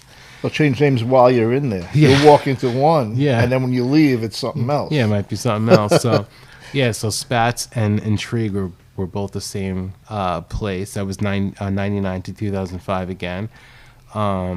Blue and Rocky Point, which was from 99 to 2002. That's right around the corner from my house. And you know what's funny is that my first time there was a shootout. I heard that shootout. I was I came home from work. Mm-hmm. Came home. As I was walking up to my house, I heard the pops, pop, pop, and I was like, "Those are gunshots, man." Yeah. It was outside the next day, someone got killed. See, I didn't know that. I didn't even know that somebody. I just remember just hiding behind a couch. Fucking couch, ain't gonna do nothing. Yeah. I'm inside the spot. I'm like, someone's shooting. Let me go behind the. If they don't see me, pillow. If they don't see me, then that's true. Yeah. You know, and also I don't think they may not have just been shooting at anybody. Yeah, I'm sure they had a target. A target, exactly. Because there's only 2 shots I heard. That might have been a different time because that place was a rap club or something like that. Yeah, like it was a hip hop. It was a hip hop. And I don't know who had the idea of opening a hip hop club in Rocky Point at that time. Yeah. That's all I'm going to say about it. Yeah, it was but that was the wrong town to put a hip hop club. Yeah. For sure. Absolutely. And that's when I heard the gunshot. So it wasn't even Blue when I heard the gunshot. It was actually the hip hop club. Crazy. Yeah. But it was called Blue though. Yeah. Yeah. That was after the hip hop club, right? It was it called literally the Hip Hop Club? No, I don't know Blue, what it was no, called. it was Blue Lounge. It was, Oh, that was it? Yeah. Oh, okay. Yeah. All right, so that was the gunshot Yeah. sound. So moving on to something that wasn't so gunshot. Moving on. You were talking about Summers. I was there from 99 to 2005. Cool. The Drift, which is right over there, 2000 to 2005. Yeah, they were two right next to each other, Summers and Neptunes. Wasn't Summers, Neptunes, and then the Drift. The Drift. Okay. Yeah. And then the Ultra Lounge, which I can't even remember where that was, 2004 to 2006. CPI and White House, those were in the Hamptons, 99 to 2007. Neptunes, there you go, 99 to 2010. Tavern, 2003 to 2005. Tavern was a really cool spot. It's like right as soon as you get into Southampton, there's like a that little boat dealership that's on the right hand side. I don't know. It's right behind there. Yeah. Thanksgiving Eve that year, whatever year I was there, I think it was like 2004. Insane. There was like 5,000 people in there, and like 500, 600 people with tickets couldn't even get in. Oh wow! And some of them were people from my barbershop that bought tickets from me, and they wanted their money back from me. I don't know what to tell you, man. Yeah, it's not going to happen. Yeah. Feel bad, guys. My apologies, but there's nothing I can do. Out of your hands. Absolutely. So, yeah, and then Club LI, 2003 to 2005. I'm giving you guys dates here. Seaport, which is also the Foggy Goggle, that was 99. Foggy Goggles, I remember that. Yeah, Seaport first, and then Foggy Goggle, 99 to 2009. Fusion, 2003 to 2006. Vegas Nightclub, which is down Port Jefferson. Okay. I was there 2003 to 2005. Brazil was also Amber, and is also now called Dream. Before that, it was like Planet Dublin. Or whatever. Oh, okay, yeah. 2000. I said 2000 to present because, like I said, I was still doing it in like 2017. Wow, there's just so many. Big resume there, and it just keeps on. The hits just keep on coming. As you can see, I was very, very, very, very busy. Every time people turn around, they're like, "You're here too." I'm like, yeah, they're like, "Do you sleep?" I'm like, "No." And at this time, I think I was also holding down piercing and stuff like that too. So I'm piercing during the day 5 days a week or whatever, and then I'm DJing. Well, Foggy Goggles, I remember they were open when we were working together over in Selden over there. Right. Yeah. Did you work at any of these places like overlap? Yeah, 2 nights. Oh, yeah, you just 3 times. And yeah, I mean, not only was I like DJing like 5-6 nights a week, I was also doing sometimes 2 or 3 spots a night. Oh wow! Yeah, so that's cool. Which is really cool actually. One of my biggest influences growing up, this guy DJ Ev, I mentioned him. He had the Lexus and all that, and I was like, I love this guy. He always thought I was mocking him because I thought that he was like the coolest freaking guy, greatest DJ. And I'm like, this is the guy right here. And I don't even know what I said one time. I was just like, yo, and he was just like, yo, will you stop doing that? He thought I was playing him. Right. And I'm like, what? And he was just like, nah, because you're always being like sarcastic. I'm like, dude, look, really though, like if you're one of my biggest influences, like if it wasn't for you, I don't think I would be the DJ that I am today. And then he was like, oh, wow. And then after that, his tone changed. Well, maybe he's not used to that. She's like, whoa, someone's being nice, man. Yeah. Well, because they think this young kid's coming on the scene going to be a freaking wise ass, you know? I remember, I think the first time, or around, one of the first times I worked with him at Flying Point, it was one of the hugest songs out at the time.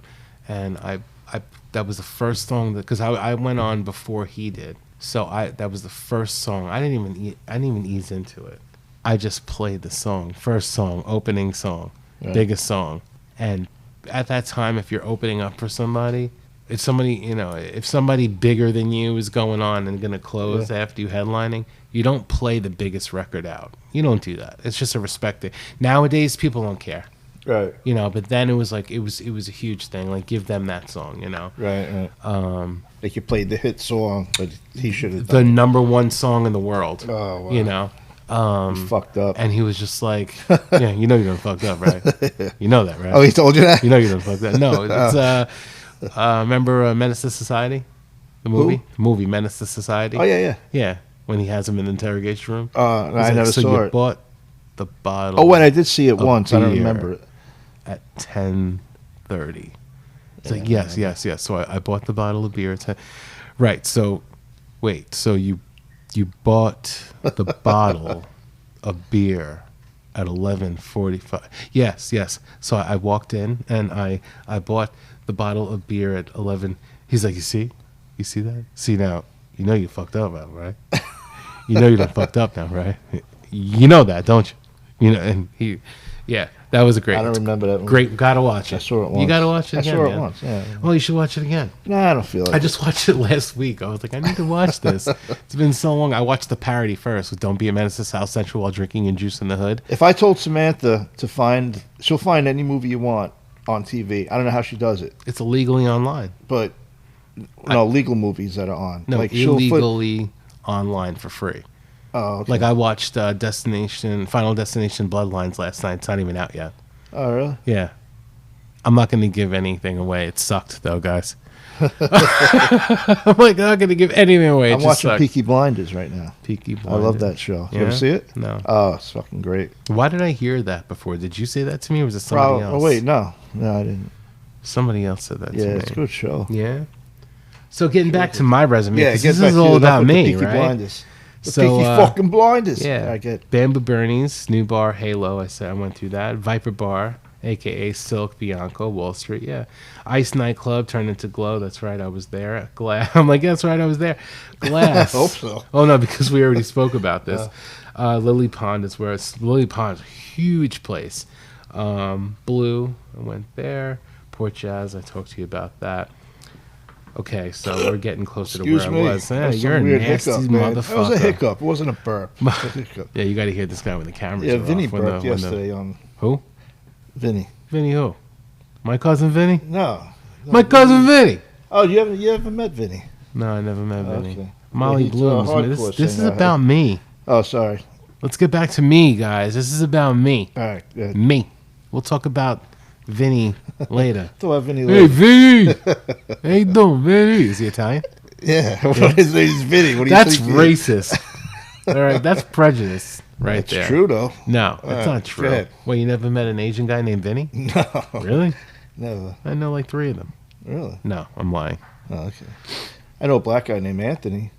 No, is it Aunt Tony or is it like? No, it's Anthony. Or is it Aunt Fernie? Yeah. I know Aunt Fernie. I know At the Aunt reservation. Tony. I buy the cigarettes. Yeah, really nice guy. Anthony's a very nicest common guy in name. the world. He was happy every time you walk in here. He's happy. Anthony's a common name. I don't. So we're like, oh, what's your name? I go, I'm Eric. What's your name? Anthony. I'm like, cool. Yeah. I don't know anybody personally by the name of Anthony, but yeah, I don't know either. Yeah. But or maybe I do. I may have run across 1 or 2 in my life. A couple of Anthony's. A couple. I mean, like it's a common name, like Michael. Anthony. Like Michael. Yeah. DJ, MC, host, Mega Jam 2007 for the radio station. DJ, MC, and host. Oh yeah, what station was that? Party 105.3. Radio. How long were you on that for? That since I was, you know, what's funny? Remember I told you the whole fake it till you make it? So I had people actually believing that I was on a radio station before I was actually on the radio station. Really? Even the people that worked there thought that I was a part of the station. Really? How does that happen? I don't know. No idea. But how long were you on the radio for? Oh, shoot. 2000 and 2003? 2002, 2003 to like 2019. Right before the lockdown. Damn. You know, right? So you were there for a while. Yeah, it just, you know, and they wanted to have me back, but they wanted to have me as a full-time jock, which means that I'd have to, you know, when you host a segment of the day, like, so between, like, say you have like, you know, 2 to 5 or whatever, right. You know, you're on there from noon to 5 or whatever it is. But I don't really want to be a jock on a radio. I want to just DJ. I just want my show. Just let me do a radio show. Let me play for an hour and let me go. So I don't know, man. And plus, you know, nothing against that station because that station I idolized growing up. But I kind of want to move forward. Like if I'm gonna get into DJing on a radio station again, I want to go maybe to like, you know, satellite radio or something, you know? So, but it's, guys, I'm going to be honest with you. I'm lazy. I really am. There are so many other opportunities that I could take right now. Yeah. And I'm just lazy. So there's a lot of things that I just And don't. like you say, you worked so hard doing this, and Yeah. you're not far from lazy. You know what I I mean? just feel like I could be doing so much more. Because like I said, when I first started, how did I get to where I was? I was out every night shaking hands with everybody. Yeah, it's not lazy. But I'm not doing that now. And nowadays it's like hard, especially post-pandemic. I had a lot of opportunity to take my craft to the next level, and then the lockdown happened. Right. So places closed down. I lost touch with a lot of people. Right. I was on the phone with Miami. I was on the phone with Cali. I was on the phone with the UK. Right. I have friends from London, and which are still like, hey, listen, when we have an event, I'll have you. You fly out to UK? Fuck yeah. Yeah, that'll be dude, great, I want to DJ in London so bad. Tell them you got to bring your podcast from. Yes, the Lost. We're gonna bring the Lost podcaster on the road. We'll get lost in England. Well, I am on the road because I go to the people. I have no studio. You don't come to me. Well, I met you here. Yeah. We work here. We have to be here. He was like, yeah, I'll even come to you on my day off. What right are we doing? now. Yeah, right. Well, we are working in a way. Yeah. I'm watching the camera. Nothing's coming in right now. And you would think as soon as we got on the air that they'd be coming in. They'd be coming in. And they're not. But, this will help the day go quicker. And maybe when we get off the whole podcast, if the interview actually comes to an end, we may have to do a part 3, part 4, 5, 6, 7, 8, 9, 10. Man. Volumes, man. Volumes. Where were you now? Oh, he wants to go back to yeah. Keep going, man. It actually gets better from here, though. So, I was on, 105. There we go. So, 105.3, 2000 to present. And the first show that I was on for that was the People's Party. After that, it was my own show, Blackout After Hours. Saturday Night House Party. And then the Traffic Jam. The Traffic Jam, I was on that for a couple of years, and it was like Rush Hour. And it was actually voted, or when the numbers came in, it was like the most listened to radio show on Long Island. Wait, what's that? It was called the Traffic Jam on Party 105, and it was the most listened to. Oh, really? Yeah. I mean, you think about it, everybody's coming home. They could either listen to the radio, or they could listen to their a CD, or they could listen to an iPod, or they could listen to internet or whatever, or just stream whatever. And they're listening to me, which is dope. Yeah. So live to air, I did that too. Live to air from clubs. So live to air is basically when you're live in a club, and they're just it's live to air. Oh, so you're DJing in a club, but it's on the radio. Yeah, it's being broadcast I've done on that. the radio. I've done that too. Yeah, that's cool. Which is something I always, when I first got into DJing, I'm like, they're in the club right now and they're on the radio too, like at the same time. So that was so much fun. That was a lot of fun, just knowing that not only are you reaching the people in the club, but you're reaching the people that are on the air too, listening, to the radio. Right. And that may want. I think that's the best promotion for a club too, because if they hear, wow, this is what's going on at the club right now. It makes you want to go there. Yeah, and I mean, and if you're getting ready to go, you're experiencing the night before you even get there. So you're getting ready and you're getting pumped, and you're on the way and you're getting pumped, and you're in the parking lot. Maybe you're pre-gaming and you're getting pumped. Yeah. And then you're stumbling in. What are you looking at? I'm just watching my little dials. I changed position. I want to make sure I'm not fucking... Well, I heard a little cracking I'm not at clipping. The beginning. I don't think that you're really mastered the art of the I don't know what I'm yet. doing. I'm still faking it. He's only the third didn't episode. make it This is yet. only the third episode, guys. Yeah. So No, go ahead. Go ahead. Go ahead. Go ahead. Go ahead. Live to air, yeah. So I was live to air live. That was a lot of fun, I did special events, casting parties. I did album release parties. When it wasn't an actual Tupac album, but Tupac, they released like an album of collective songs, and it was called Better Days, and they actually had me DJ one of the record release parties. Oh, that's the cool. New York, the Long Island record release party. And where was that? Obviously, Tupac wasn't there because Tupac was long gone. A place called Merlot, which is funny because I don't even have that listed on here. What town was that? Hempstead. Hempstead. Yeah, I was late to that. I'm late to everything, guys. If you go on my Instagram, which is at Click Da Cosigner, Click Da Cosigner, There's my little plug, and that'll probably come at the end of the podcast anyway. You'll see my bio. It says literally approximately 10 minutes late to everything. That's me. That's me. That's just me in a nutshell. That is my life. Yeah, so but that was probably a pretty big thing, though. That it was a pretty late thing, right? And it was a small place, but it was a big thing, right? You know, I was working with this woman from Interscope Records, and she was a little annoyed. I blamed it on the guy that I was following. I'm like, well, wait, she was annoyed? Yeah, she was annoyed. What would you do? Because she's from Interscope Records. Right. I'm supposed to DJ an event for Interscope Records, and I'm late setting up.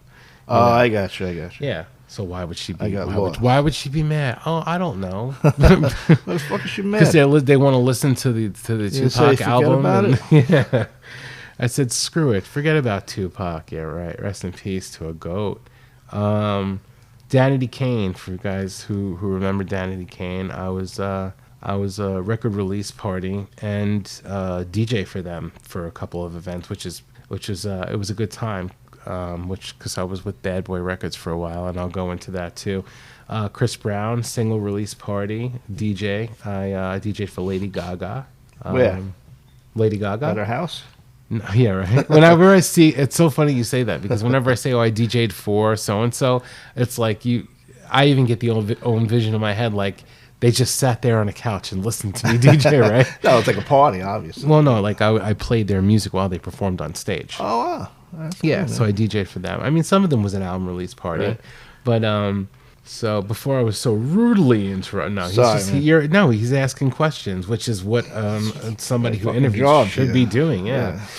So Lady Gaga was cool. LMFAO, you remember them? Yeah. So I did that. That was like their first Long Island appearance, and Lady Gaga's first Long Island appearance I did. Oh, cool. So she's from Brooklyn, but it was her first time out on Long Island, and she had gotten signed to Convict Music, which is Akon's label, and that's like she had the song Just Dance out. It was like her first breakout smash hit, and she was like literally on.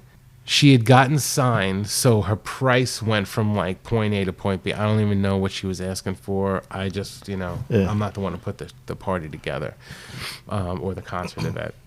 But at the last minute, they still got her to come. But she was literally on a plane. I can't speak. Words are very fun. English is a very interesting language. She was on a plane the next day to go and like finalize paperwork with Convict Music. Oh, wow. Yeah, it was just like so they got her like just in time. Just in time. They locked her in before she really had that song was big, but it hit number 1 on like the Billboard charts or something like that, and then really big. It was funny, interesting story about this though, because I'm on stage and she's performing, and they get to the last song, which is Just Dance, and she has background dancers.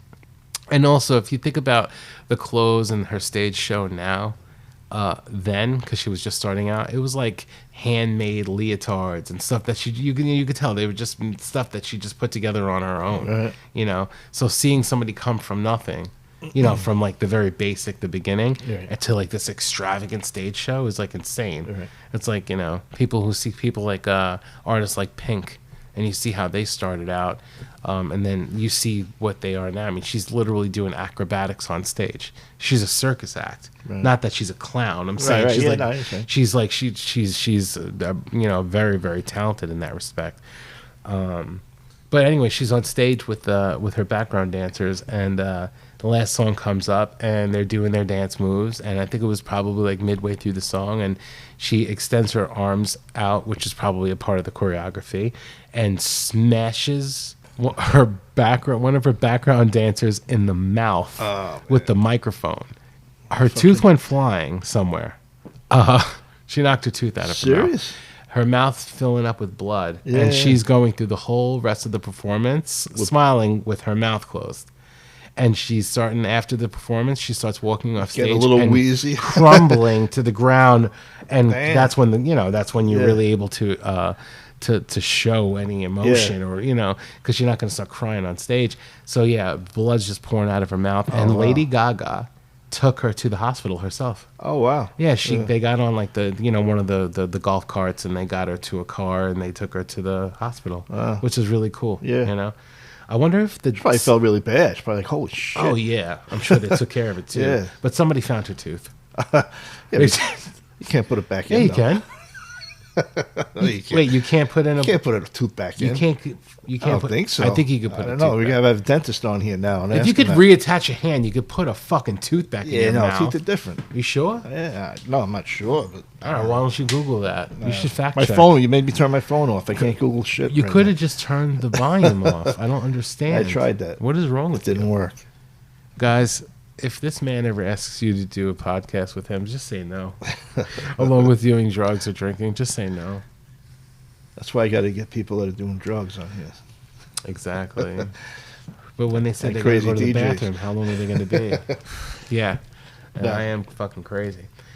So I was also involved with a lot of reality TV too. So I actually did a Jersey Shore casting party. So I was a DJ and a cast finalist because when they got rid, fun fact, when they got rid of Angelina left the show, for you guys who actually followed the show when it was on the air, because now it's called The Family Vacation, and they're pretty much all together. It's Jersey Shore Family Vacation. I don't know if they did a new season I never yet. saw that show. Really? Never. Oh, I mean, the world was obsessed with it, and around that time, everybody was Italian. Everybody wanted to be. Everybody was a Guido and a Guidette, which was a great time to be Italian because everybody just wanted to be who you are. There's. I would like for that to happen again. I like when people want to be Italian, but they can't be. Yeah. They can't be. But we accept you. We accept you. If you could be whatever you want to be, come as you are, in the words of the great late Kurt Cobain. You see, my musical taste is just what I would have given to see Nirvana. Oh yeah. You never saw Nirvana? No. My friend, one of my very, very dear friends, I haven't seen this person in a long time, but he told me a very interesting story about, it was Nirvana for the In Utero tour, which was the second album. And no, the third album, because it was Bleach, Nevermind, and then there was In Utero. And he got tickets. And you know how people were scalping tickets at the time? Yeah. Somebody was bootlegging tickets too. So it was a fake ticket. Oh, He got to the door and they wouldn't let him in. But he could see like some of the stage setup. And he saw like, if you guys know what the album cover of In Utero looks like, it's like the angel. All right. Yeah. And he saw like one of the stage props. And he's like, that's about as far as I got. Damn. So he bought a fake ticket. Uh-huh.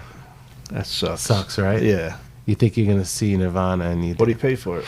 I don't know. Could have been $55, could have been $100, but whatever it would be back in 1994. Right. Yeah. Was it 1994 Yeah. or something? I don't know, man. I was still in middle school, I think. I don't know. I wasn't really going to concerts at that point. Yeah. Yeah. What were you I doing? was older. I had a kid. I was like 20. Your first kid? Yeah, my son. Yeah. So trying to do the right thing. Chris. Yep. Christopher. I got to get him on here. He's not tattooing anymore? Nah. You said he's doing... He's a truck driver. I was going to say construction. I don't know. I can, in a way, right? Yeah, he said he has no desire to tattoo. Told him I don't blame you. Did he get a job at... I shouldn't name names. We're going to edit that out. Yeah, I'm going to keep that out. Yeah, keep that out. So, yeah, as we were saying before... But no, he didn't. Yeah. So we He went... didn't want to. Yeah. Why would he? What, to tattoo? No, well, he doesn't want to tattoo. Yeah, he doesn't want to tattoo at all. No.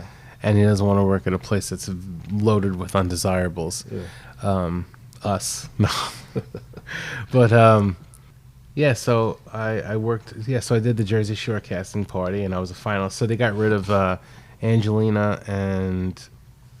Man, I can't remember. I can't recall who else left off the top of my head. But they were replacing... They were going to add 2 more people. So... Wasn't that girl Snooki on that show? Snooki, yeah, Snooki, J-Well, yep. Mm-hmm. There was all of them are sweethearts, too. They really are good people. down to earth. Pauly Shore. Wow, Pauly Shore is a great actor, but Pauly cool. D, the DJ, which I DJ'd with him too. Great guy. He deserves his success. He's just such a. He actually bought the rights to Jersey Shore. Oh, and really? He's the one that keeps it going and basically keeps money in their pockets, which is really cool. That's cool. I mean, what Snooki and JWoww went off and they did the How Far Is Tattoo Far? I have no idea. Yeah, it was a show called How Far Is Tattoo Far? Really? Yeah, I think that was their show. Was it a tattoo show? No, it was about arts and crafts. Oh. Yeah, How Far Is Tattoo Far? Yeah, I had never even heard of it. Yeah. Shows how much I pay attention to tattoo shit. See? And this guy calls himself a tattoo artist. Yeah, I don't even call myself that. Yeah, he's a tattooer. Nah, I hate that. Really? Yeah, I hate that tattoo too. is so fucking stupid. A tattooer. Or when people are like, oh, I'm a tattooist. I do tats. Yeah. Bro, come on, man. Come on. Can't you just be classy about it? Even if you work in the back of a Chinese soup kitchen, I don't care. Just like, you're a tattoo artist, man. Come on. Show a little elegance. But anyway. Yeah, so it was going to be me. I was a finalist. So it was me and this girl, Janelle. And a story about her was, so she was a bartender. I met her as a bartender. And I'm not going to go through her own personal things because she's no longer here. Oh, jeez, I'm sorry. Yeah, it's actually terrible. But she went through a rough patch in her life, and she made it back. She really came back from what she was struggling with, and making a better life for herself. But she was a finalist too. It was me and her. And at the end of the day, they didn't add us. Obviously, it was they wound up bringing in one of Snooki's friends. I don't really need to go into like names and all that stuff, but I think that was it. They just added another girl to the group. But I did get callbacks for other reality shows. We think you'd be great for this. We think you'd be great for that. You never went to any of it? I did. Oh, you did? I did. Oh, okay. I did Skype meetings. I did, all these, and then I did meetings in person. I went to like the city. It was like every other week they were like, "We have something we think would be great for you." Like they just liked me. Yeah. For TV, so they were just trying to figure something out. There was another. So what were you on? I wasn't. Oh, you weren't? No, I wasn't. You just went to the calls and then... I went to the calls, and it was just shows that they had ideas for. See, what happens with reality, or with the shows in general, is like they'll do a casting call. Right. Sometimes they won't get further than that, but they'll do a casting call, and in some, if it gets past the casting call, then they'll get to do a sizzle reel. Sizzle? A sizzle reel. A sizzle reel is basically, it's like a trailer, it's like an in-depth trailer. So it gives you like shots of what maybe it's a pilot episode, or maybe it's like shots of what it could be. Now, who's this for? Like the show producers and shit to try to get when they're trying to get like a network to pick it up. Right. Okay. So it's it's a company, a production company, and they try and get like MTV, VH1. Whatever, any of these stations, to pick up the show. One of them was, I think it was Tattoos After Dark, it was called. And it was kind of like, was Tattoos After Dark? No, it was Black Ink Crew, right? And then there was, I think this one was called Tattoos After Dark, which was like not a spin-off of, but it was kind of like a version of Black Ink Crew or whatever, and it was going to be a Brooklyn shop and an LA shop. And they're like, which one would you want to do? I'm like, Brooklyn, because I figured stay close. I'm very, very big on family. Like I said earlier in the interview, like my parents are my best friends. I'd rather I'd rather be close to them if they need me than to, it'd be nice to go out to LA for the shoots or whatever, but I always think, I do think of others before I think of myself, and especially when it comes down to family, I always think of them, So if you're from New York, you really can't go to L.A. because... You can. I don't know. Why I feel like, I don't know, I just feel weird. Why not? If you had a chance, if you could tattoo anywhere in the world... I don't cross the Hudson. So if you could choose any place in the world to do a guest spot, any place, you name it, Where would you wouldn't? There's nowhere you would want to go. I'm 60 years old. So, I'm gonna go guys, to a guest he spot. looks. He's 60 years old, but he looks like I'd say 48. 48. 48. Now you're pushing it. You don't look a day past 87. No, I don't know. Yeah, I mean, yeah, no, that's the guest spot's different. I mean, my friend's got a shop in Florida. So you would go I out would there. go there, yeah. Did you ever work? Did you ever work out there? Did you ever do like when what was it, Art Attack back in the day? Wasn't that Lou's shop out in Florida? He had ownership of Art Attack. No, never did that. It was him and someone else, right? Yeah, actually, I got a friend in Spain. Also, I could probably, if I went to Europe, I could work in Spain, Italy. That's dope. And in fact, my friend from Italy wants to come out here and work. He's just working on his visa right now. Yeah, that's cool, man. He lives in what's that? The city with the water in the streets. What's it called? The streets are made of water. Trying to hold back the laughter right now. Yeah, laugh. The streets. The streets you know are that made the of place water. where the streets are made of water. Yeah, what's it called? I don't fucking know. Venice. Well, then why are you Fucking telling Venice. me? Everybody like knows you know this. the name of that. You know. Streets are made of water. You know the place where the streets are made. So Yeah, it was Paris. but he lives on the dry Parts part of Paris, Venice. right? So. No, Venice is beautiful. Yeah. Did you ever watch what was it, A Murder in Venice or something? Yes, like I love that. Good movie. Yeah. It was like a comedy, but it's like a whodunit. I like all those movies. Me and Samantha are really into those. Every time they come out, we go see it. What is there another? Is there There's another 3 of them? I think of that with the same cast? with the writer. Was it? Really? Yeah. There's Murder on the Orient Express. Oh, that's him too. Yeah, the same guy, the guy that plays the detective. And then what else? Agatha Christie stories. Shit, what was the second one? Oh, Death on the Nile, and then Murder in Venice. Murder in Venice was really good. I think they're coming out with the third one might be 10 Little Indians or something, but they have to change the name to make it more politically correct, though. You know, but yeah. Why? I don't know. I don't know. 10 little Native Americans. I don't know. Yeah. I think that's going to be the next one, but they're going to change the name. Are you ready? And we're back. This is the Lost Podcaster. All right, go ahead. Where were you? And he's so happy because I'm actually able to do. He's been trying to get me to do this thing for like a month or so. He'll call me on my day off, and he'll be like, "So when are we doing this thing?" I'm like, soon. I wanted to go to your house. I was going to bring Samantha. All 3 of us would have been on. That would have been nice, except for as of right now, I have 0 furniture to sit on. We would have been on the floor. So I had a beautiful living room set. Yeah. Beautiful living room set. You just couldn't sit on the couches. Why? It's the most uncomfortable couches in the. I'm not trying to be bougie. So they look beautiful. You couldn't sit on them. They were the way they were made. You'd have to hold your foot like this while you're sitting on. Why, you slide off? Yeah, you slide off. Oh, it's too slippery. And it's on an angle. That's fucking retarded. I had the worst experience with this motherfucking. Did you try it on before you bought it? You didn't sit in it before you bought No, it? and it had to be put together in my home because they couldn't fit it through the door. Oh, really? Yeah. That's weird. Yeah, and I went to go pick out another living room set. They got to do the same thing. But they actually broke the shit apart to get it out of my house. I'm like, I just want it gone. Yeah, just cut it up. So I bought so I got, in place of that, I got a new bedroom set for my parents. Cool. What were we talking about? Fuck were we talking about? We were talking about something. The 10 Little Indians. Yeah, the Indians. Yeah, 10 Little Indians. Agatha Christie. So, I don't understand. They can't just call 10 Little Indians. I don't know. That's what they are. They're American Indians. I think even the new release of the book actually have a different name. But didn't they even change there was the mascot for what was it, the Brentwood School over here? What they changed the mascot from because they're the Indians or the Chiefs or something like that. I don't remember. They changed it to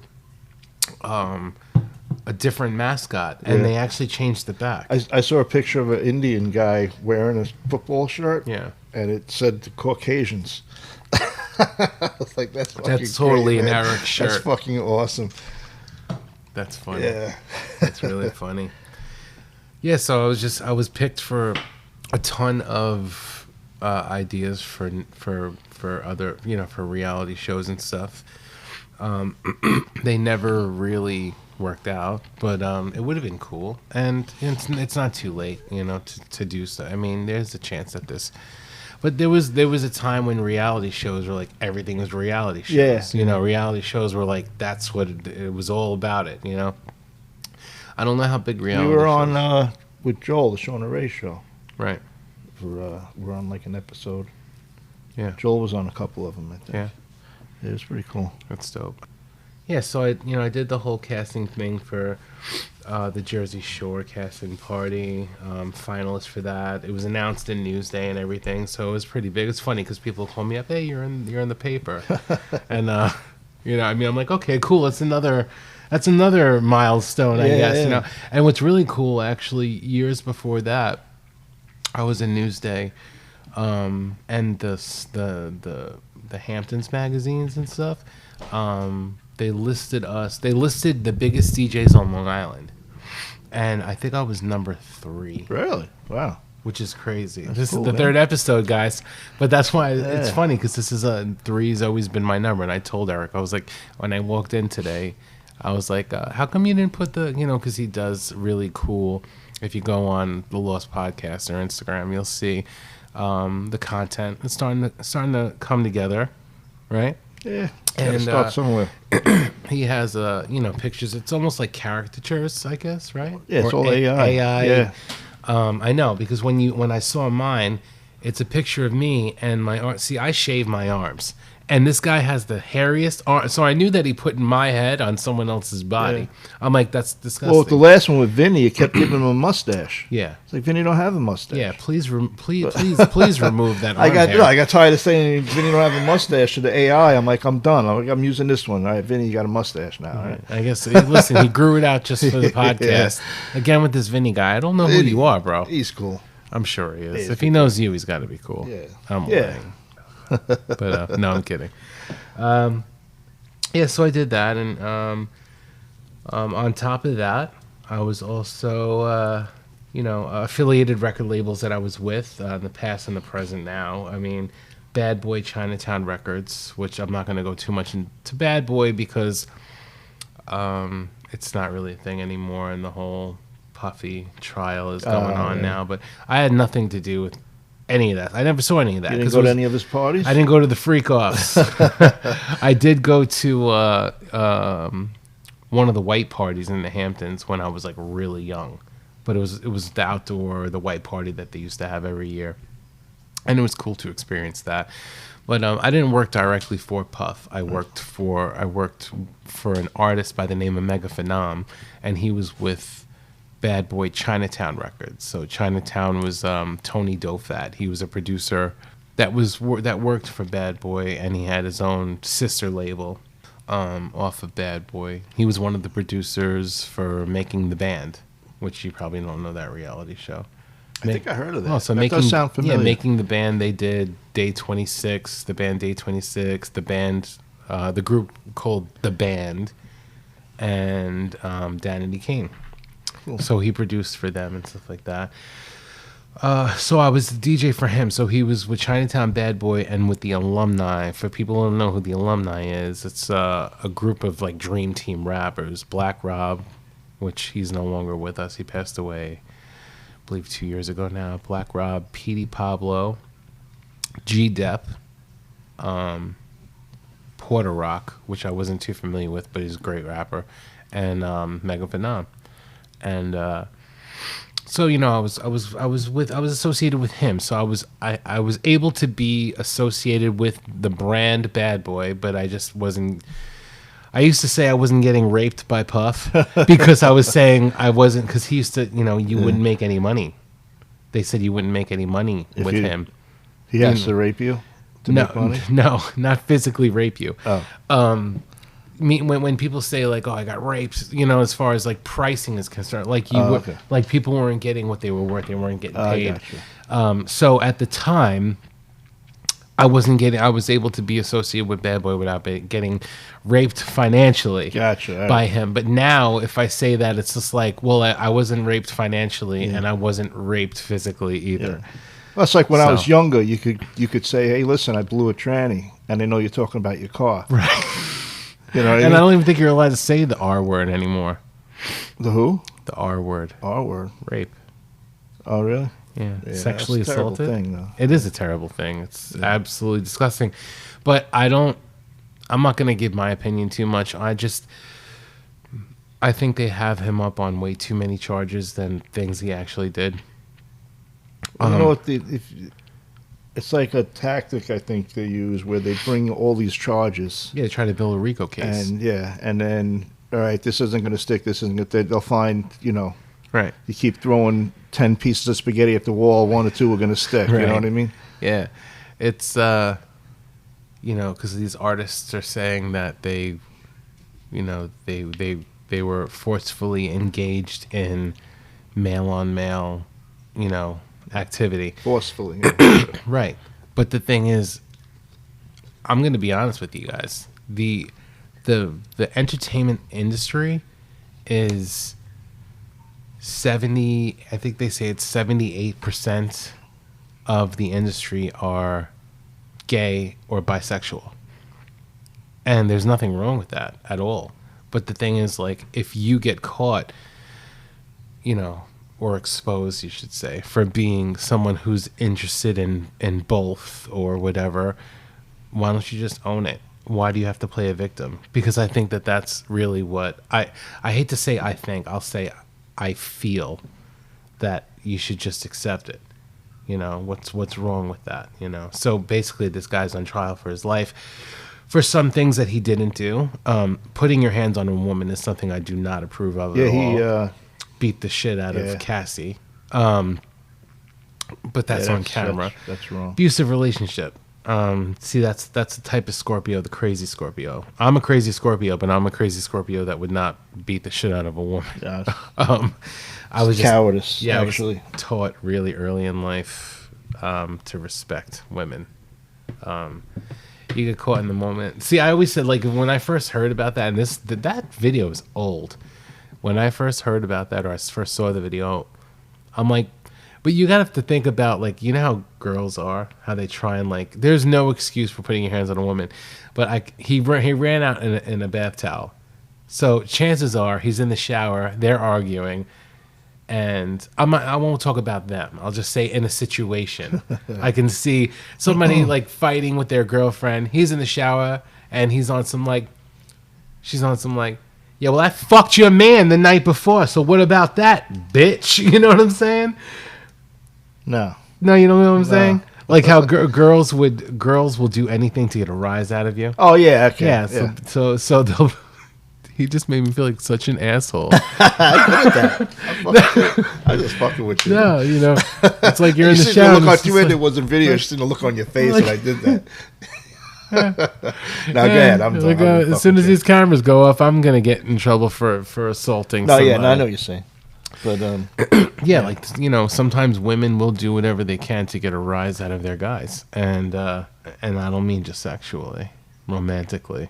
Yeah. But, and if it was something like that, I could see somebody that's not really in their right mind kind of like lose their cool, run out, and just start, But there's no excuse for that. No. But still. There's no excuse. So there's a guy by the name of Click D, and he was supposedly in a car full of guys that are now gone. They're long gone. Right. That killed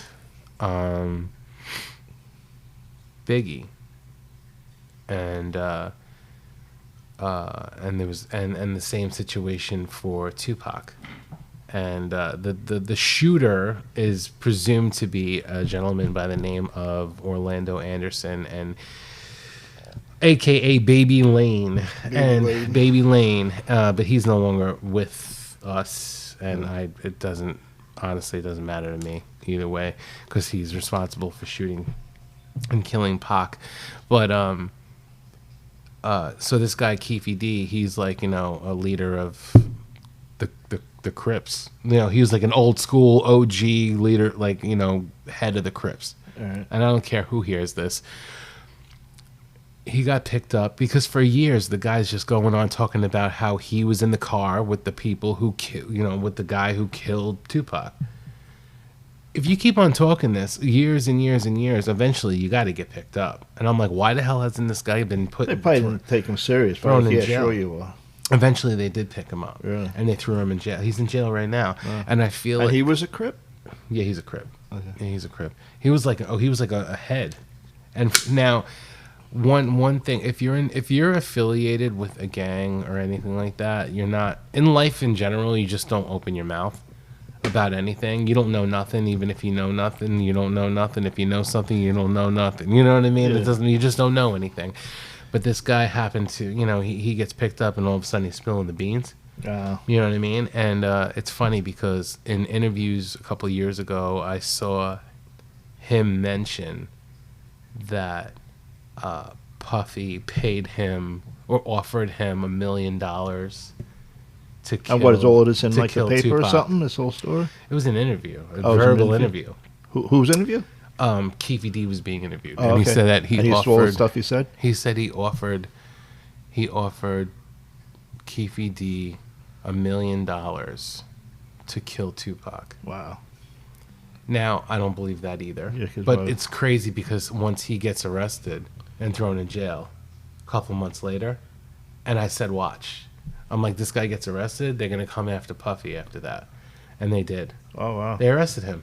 And I think the end result is they're not trying to get him for anything else. Right now, I just feel like the guy's in jail for assaulting. Yeah. Obviously, you assaulted a woman, Yeah. right? But he's in jail without bail for being bisexual. I think that's really what it comes down to it. I mean, I know everybody has their own opinions, and people are going to listen to this and say, what are you talking about? Listen, man, I know a little bit more than a lot of people know about a lot of things. As far as what goes on behind the scenes in the music, life, in the business. I've been in this for a long time, and I heard a lot of stories from a lot of people that were around them when I wasn't old enough. Yeah, but how do you know? Then it's not talking shit. You don't know if it's people true. that I was people that I was in a label with, people that I was close to, people that were close to these people. These people they're not only just shook hands with Biggie and Pac, they were actually friends with these people, and they know things that like the whole East Coast West Coast beef, like that whole situation. It wasn't even as big as what people made it up. It's all tabloid stuff. Right. It's all tabloid drama. It's bullshit. It's nonsense. They made a whole East Coast make a whole they made a whole East Coast hate a whole West Coast and vice versa. It was all about selling magazines and had nothing to do with music. And you'll hear on some Tupac interviews him talking about how it's about two rappers. It's not about a whole, two different coasts. It's about two people who aren't seeing eye to eye on something or had disagreement about something. Biggie said the same thing. At the end of the day, I don't know for positive, but I'm pretty sure they also kind of made it a little bit bigger than what it was too, on purpose, the way that people do nowadays. You have a new album coming out, you start a beef with another person, and you do a battle. Like somebody so they make a song, a diss record on you, and then you do a diss record on them, and then it's back and forth, and then all of a sudden, the whole Drake and Kendrick Lamar thing. They're battling, and then Kendrick drops an album. So at the end of the day, was that really staged, or was it an actual beef? Or was it a little something in between where it wasn't that serious, but it's like, hey, I don't mind. Go ahead, give me your best, and let's see what we could do as far as getting you these album sales. Yeah. Sometimes the record labels that ask for that too. But the story that I heard. And this is something not a lot of people know, but it is common knowledge if you do some digging. Biggie and Pac, so Tupac was done with his album deal with Death Row. He had a 3-album deal with Death Row. He was done with that, and he was going to leave Death Row. Suge Knight people were petrified of that guy. But to not get too off course with that, but instead of Tupac leaving, Suge Knight offers him Death Row East. So Death Row East was going to take place in New York. It was going to be based out of New York, and he was going to have a whole stable of artists. Like he would have basically ran Death Coast East. It would have been Death Row East. So, okay. But when he left, he was planning on starting this label. When he got back to New York, which was going to be very shortly before he was killed. Right. he was going to get back to New York. Him and Biggie were supposed to sit down, have a talk, squash it, and then maybe do something together. Maybe go on a tour together. Maybe do an album together or a song together, something. But all this was supposed to be squashed, and everything was cut short because the poor guy had to be taken too soon. You had to think these guys, they were kids. 25 and 26 years old. Oh wow! You think about the knowledge that both of these guys had. But it wasn't as serious as what people are saying it was. It's like it really wasn't. And it's sad that these guys had to go like that. But yeah, I do feel that Keefe D opened his mouth a little bit too much about stuff, and I think that he's just trying to get out. And he's trying to cooperate, and at the end of the day, I just feel like that at the end of it all, they're going to try and pin this Tupac murder on Puff. Oh, really? Yeah, absolutely. I'm saying it now, so if it does happen, you heard it here first. But I'm sure that 1,000 people have the same idea or the same thought or whatever opinion. But that's my personal thought on that. Cool. Yeah, it's interesting, but whatever. I don't know nothing about. I don't listen to rap, so I don't know anything about rap. Or, but you don't even have to know anything about hip hop to know that. I mean, about how big that whole East Coast West Coast beef was back then. I mean, you may not know the specifics, but people who don't, you were going all the way back to the beginning of the interview. You're talking about Michael Jackson and Prince. Right. You may not like Michael Jackson.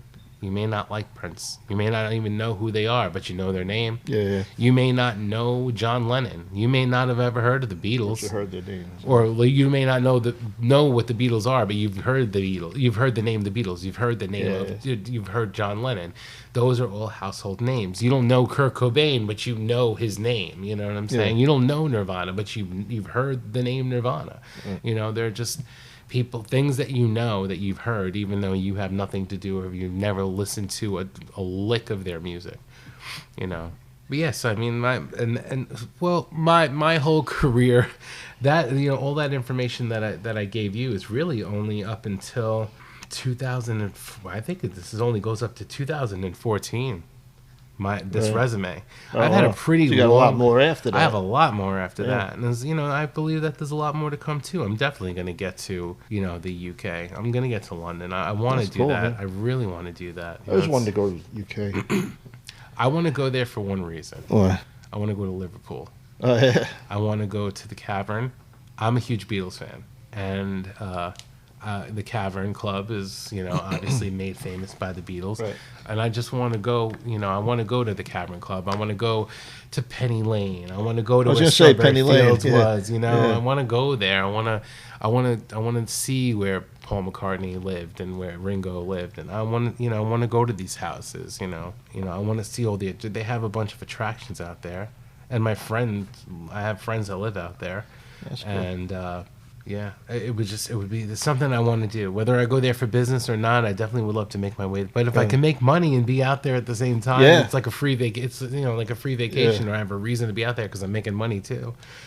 And on top of that, and I'm not just a DJ. I produce, I act, I sing, I songwrite, arrangement, on-air personality, instrumentalist, percussionist. I do it all.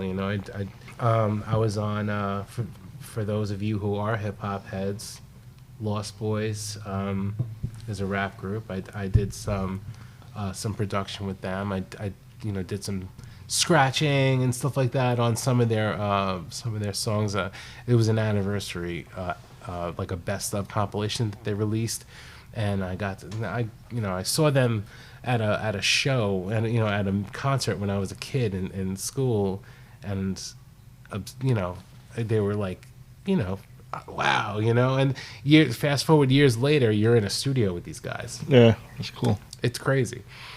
I have a couple mixtapes out there.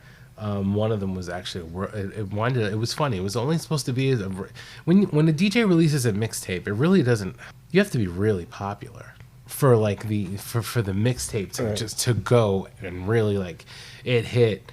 New York, Miami, L.A., here, there.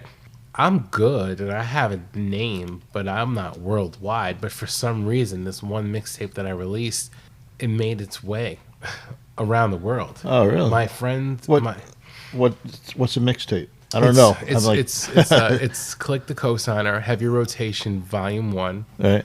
And it's reggae versus reggaeton. So it's like... it's reggae music? Reggae. Oh, I love reggae. Yeah, reggae and Spanish reggae. So it's reggae, reggaeton. The best of. Like, so half of it's reggae, half of it's reggaeton. And volume 1. So it was a local release, but it made its way. My producer's cousin or something, they were on vacation in Jamaica. Yeah. And they were like, yo, your name is on this CD out here. And he's like, what are you talking about? He says it says Fat Napa Recordings. And because I was affiliated with, like I said, Bad Boy, Chinatown, Sony, Interscope, Fat Napa, rest in peace to Will Burton, aka Is Fat. He was my producer, amazing guy. You would have loved him. Anybody who meets this guy, he just had that magnetic energy. You just like attracted to just an amazing, just a tremendous personality. Wonderful guy, could brighten your day. Very, very, very talented. And I'm going to give him his flowers too, because there were 2 huge songs that came out of Bad Boy back in the 90s. It was Feel So Good. Right. It was sung by Mace on his debut album, Harlem World. And then there was another one called More Money, More Problems, which was on Biggie's second album, Life After Death. He wrote those beats. He made those beats. And Mega Phenom went up to Quad Studios. I don't know if it was Quad. It was that in Quad Studio is where Tupac was shot, where he was held up and shot the first time in the city. He got shot like 7 times. Really? Yeah. Damn. And survived. So 7 different times he got shot? No, he got shot 7 times. Oh. And one. Oh, okay. And one time, yeah. 7 shot. And, so he... So he was up at either Quad Studios or it was called Daddy's House, which was Puffy's studio. And he left his book bag up there with the hard drive in it. And the hard drive had Feel So Good, the beat that became Feel So Good, and the beat that became More Money, More Problems in that hard drive. Okay. A couple months later, the singles come out, and lo and behold, those are his songs. And it has different credits over it. Oh, shit. And some of them, I think they may have been changed a touch, but they were still his beats. Right. And he never got credit for that. And he was like, it happens. And if you listen to both of them, you'll hear that it's very similar styles. Like they both sound like they were done by the same producer. And they're kind of outside of the sound that it was on the rest of the albums. I mean the music on those albums are big. Right. Like the music is really it sounds big. But they don't sound quite like those. They're a different style. But anyway, so that was definitely that's cool, went man. off again. No, that's but cool. So he was his cousin was down in Jamaica, and he said, yeah, it says Fat Napa Records, and he was like, well, what is it? And it says DJ Click Da Cosigner, Heavy Rotation, Reggae vs. Reggaeton, whatever, Volume 1.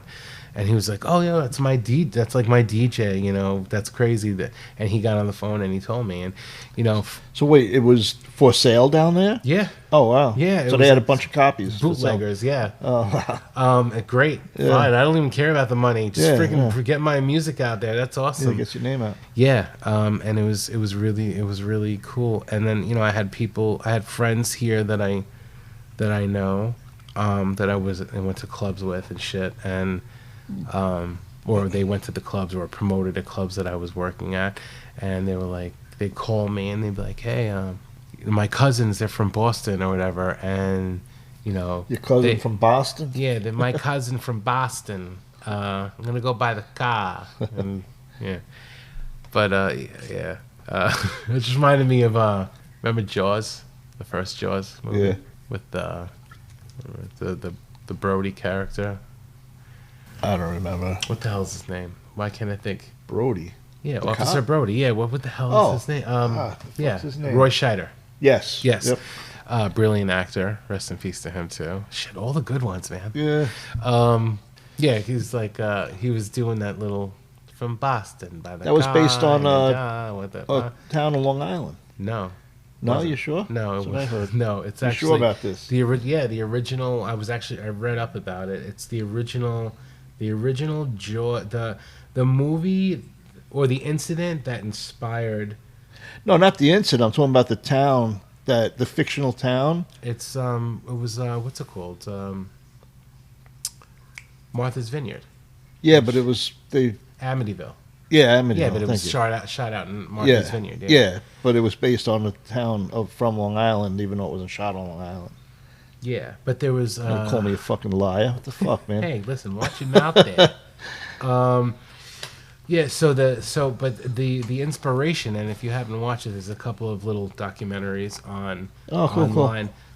This right here, the brutal true story behind Jaws. And so it's actually based on some actual 1916 New Jersey shark attacks. Oh wow! And if you look at that's that tunnel right there. Wait, what? What am I looking at? That tunnel right there. Oh, okay, yeah. Yeah. I'm like that tunnel. That tunnel. Guys, maybe when he posts this, if you are interested, There's a he can tunnel. post a little link below the video. Or you could just look it up. All you have to do is type in the real, like the story that inspired Jaws or the real Jaws, you know. But it's a very interesting story. Maybe after this, we could watch it. We'll check it out. Definitely. Yeah, it's really cool. It was like a little, like an inlet, like a lake. And it was a great white shark? It was fresh water too. And it was a great white shark? Great white shark that made its way into that, and it killed like two kids. Oh my god! Injured a few, killed like 2 kids, and you would have never. This is the most unlikely place you would think that a shark would ever have made its way. Well, in the movie, remember it was in the pond. Yeah, remember the shark is in the pond, and they kind of took that. Well, that was the what is that? The it wasn't the pond. It was they called it the pond, but it was part of whatever, like a little inlet area. Yeah, it was like a little inlet area. I forgot what yeah. But it almost looked like a lake, you know? That's crazy, man. Yeah, it's a very, very tragic story. But it's very interesting at the same time, you know. 1916. That's crazy, right? 19 what? 1916. Oh wow. That's a long time. I thought you said 1960 at first. No, I 1916. Wow. Yeah. Crazy. Absolutely wild. But yeah, you know, so I'm still DJing 5 nights a week. I'm working on, you know, I need to get back into. I just want to expand. The sky's the limit for me, and I just want to go. I want to go as far up as I can. You know, I don't want to just. My biggest fear was always to be like, oh yeah, I used to be a DJ, you know, and be like one of those guys that are like, you know, whatever, 50 years old or whatever, and they're just in their basement, you know, playing, and they're like, yeah. I used to be a DJ, and you know, I don't ever want to do that. I want to DJ. I want to do music until I just can't do it no more, at all. You know, maybe until I just can't move my hands. You know, but maybe by then everything would just be voice commanded. Scratch this, blend that. You know, I mean, they're making DJing so easy nowadays with all these programs. I wouldn't be surprised. So I just, you know, I never said this to anyone except for immediate family, because it's just a quote that I have to trademark, and now it's just going to be out there. But I always say that music is the most powerful force on the face of the earth. It controls everything. And if you think about it, think about how music and art bring people together. Think about the friends that you have. How many of these people wouldn't be in your life if it wasn't for what you do? Right. And if it wasn't for, oh, you like Metallica? I like Metallica. Well, I met my daughter's mother tattooing. There you go. I met Samantha in a tattoo shop. Yeah. See, and never mix business with pleasure. But then again, there you go. You have people being unprofessional. No, it's cool, man. But did you reach out to her, or did she reach out to you? Which one? Which instance? Both. Samantha? Both. Take it back to the beginning. No, I reached out to both of them. You reached out and touched someone. I reached out. Well, I was tattooing my daughter's mother. You know, you talk to people and you tattoo on them. Yeah, I mean, you're... Yeah, and then, you know, it's like... Yeah. Just started hanging out. And, yeah, who initiated, like, hey, we should get together sometime? Probably me. I can't see you. Well, you know what it was? She's a little younger than me. I was a little older. She was young, and I asked if she liked older guys. Like joking around, I'm like, "Oh, you like older guys?" She's like, she looks at me. She just looks right in my face and she goes, "Yeah." And I was like, "Hamana." Yeah. You had a Jackie like, Gleason oh moment? shit! I wasn't ready for that one.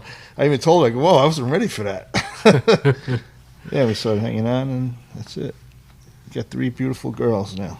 That is a beautiful thing. Yeah. Same thing. And then how did Samantha happen? Oh, that's another story, man.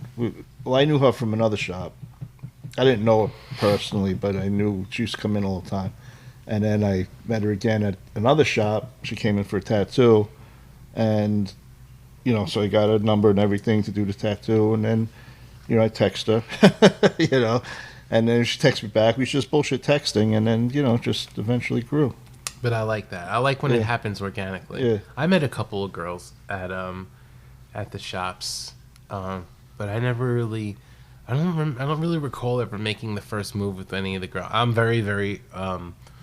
I'm always like I have a fear of rejection. Oh, so I don't like rejected. Yeah, but I don't like to. I don't. And plus, it's like I'm especially at a shop. I've never, and I'm not saying you did, but I'm just saying I never personally like made any first move because I never wanted a client to feel uncomfortable. Because once they feel uncomfortable, you lose them as a client, and they're never going to come back to you again. So there has to be a little bit more from them than from you, coming. Right, so if they message you or call you or something, which I've had, and hey, would you want to maybe like have coffee sometime? Or they just start coming to the shop and hanging out and bringing you like, bringing you some Starbucks or whatever. Yeah. And that's exactly how it happened. Cool.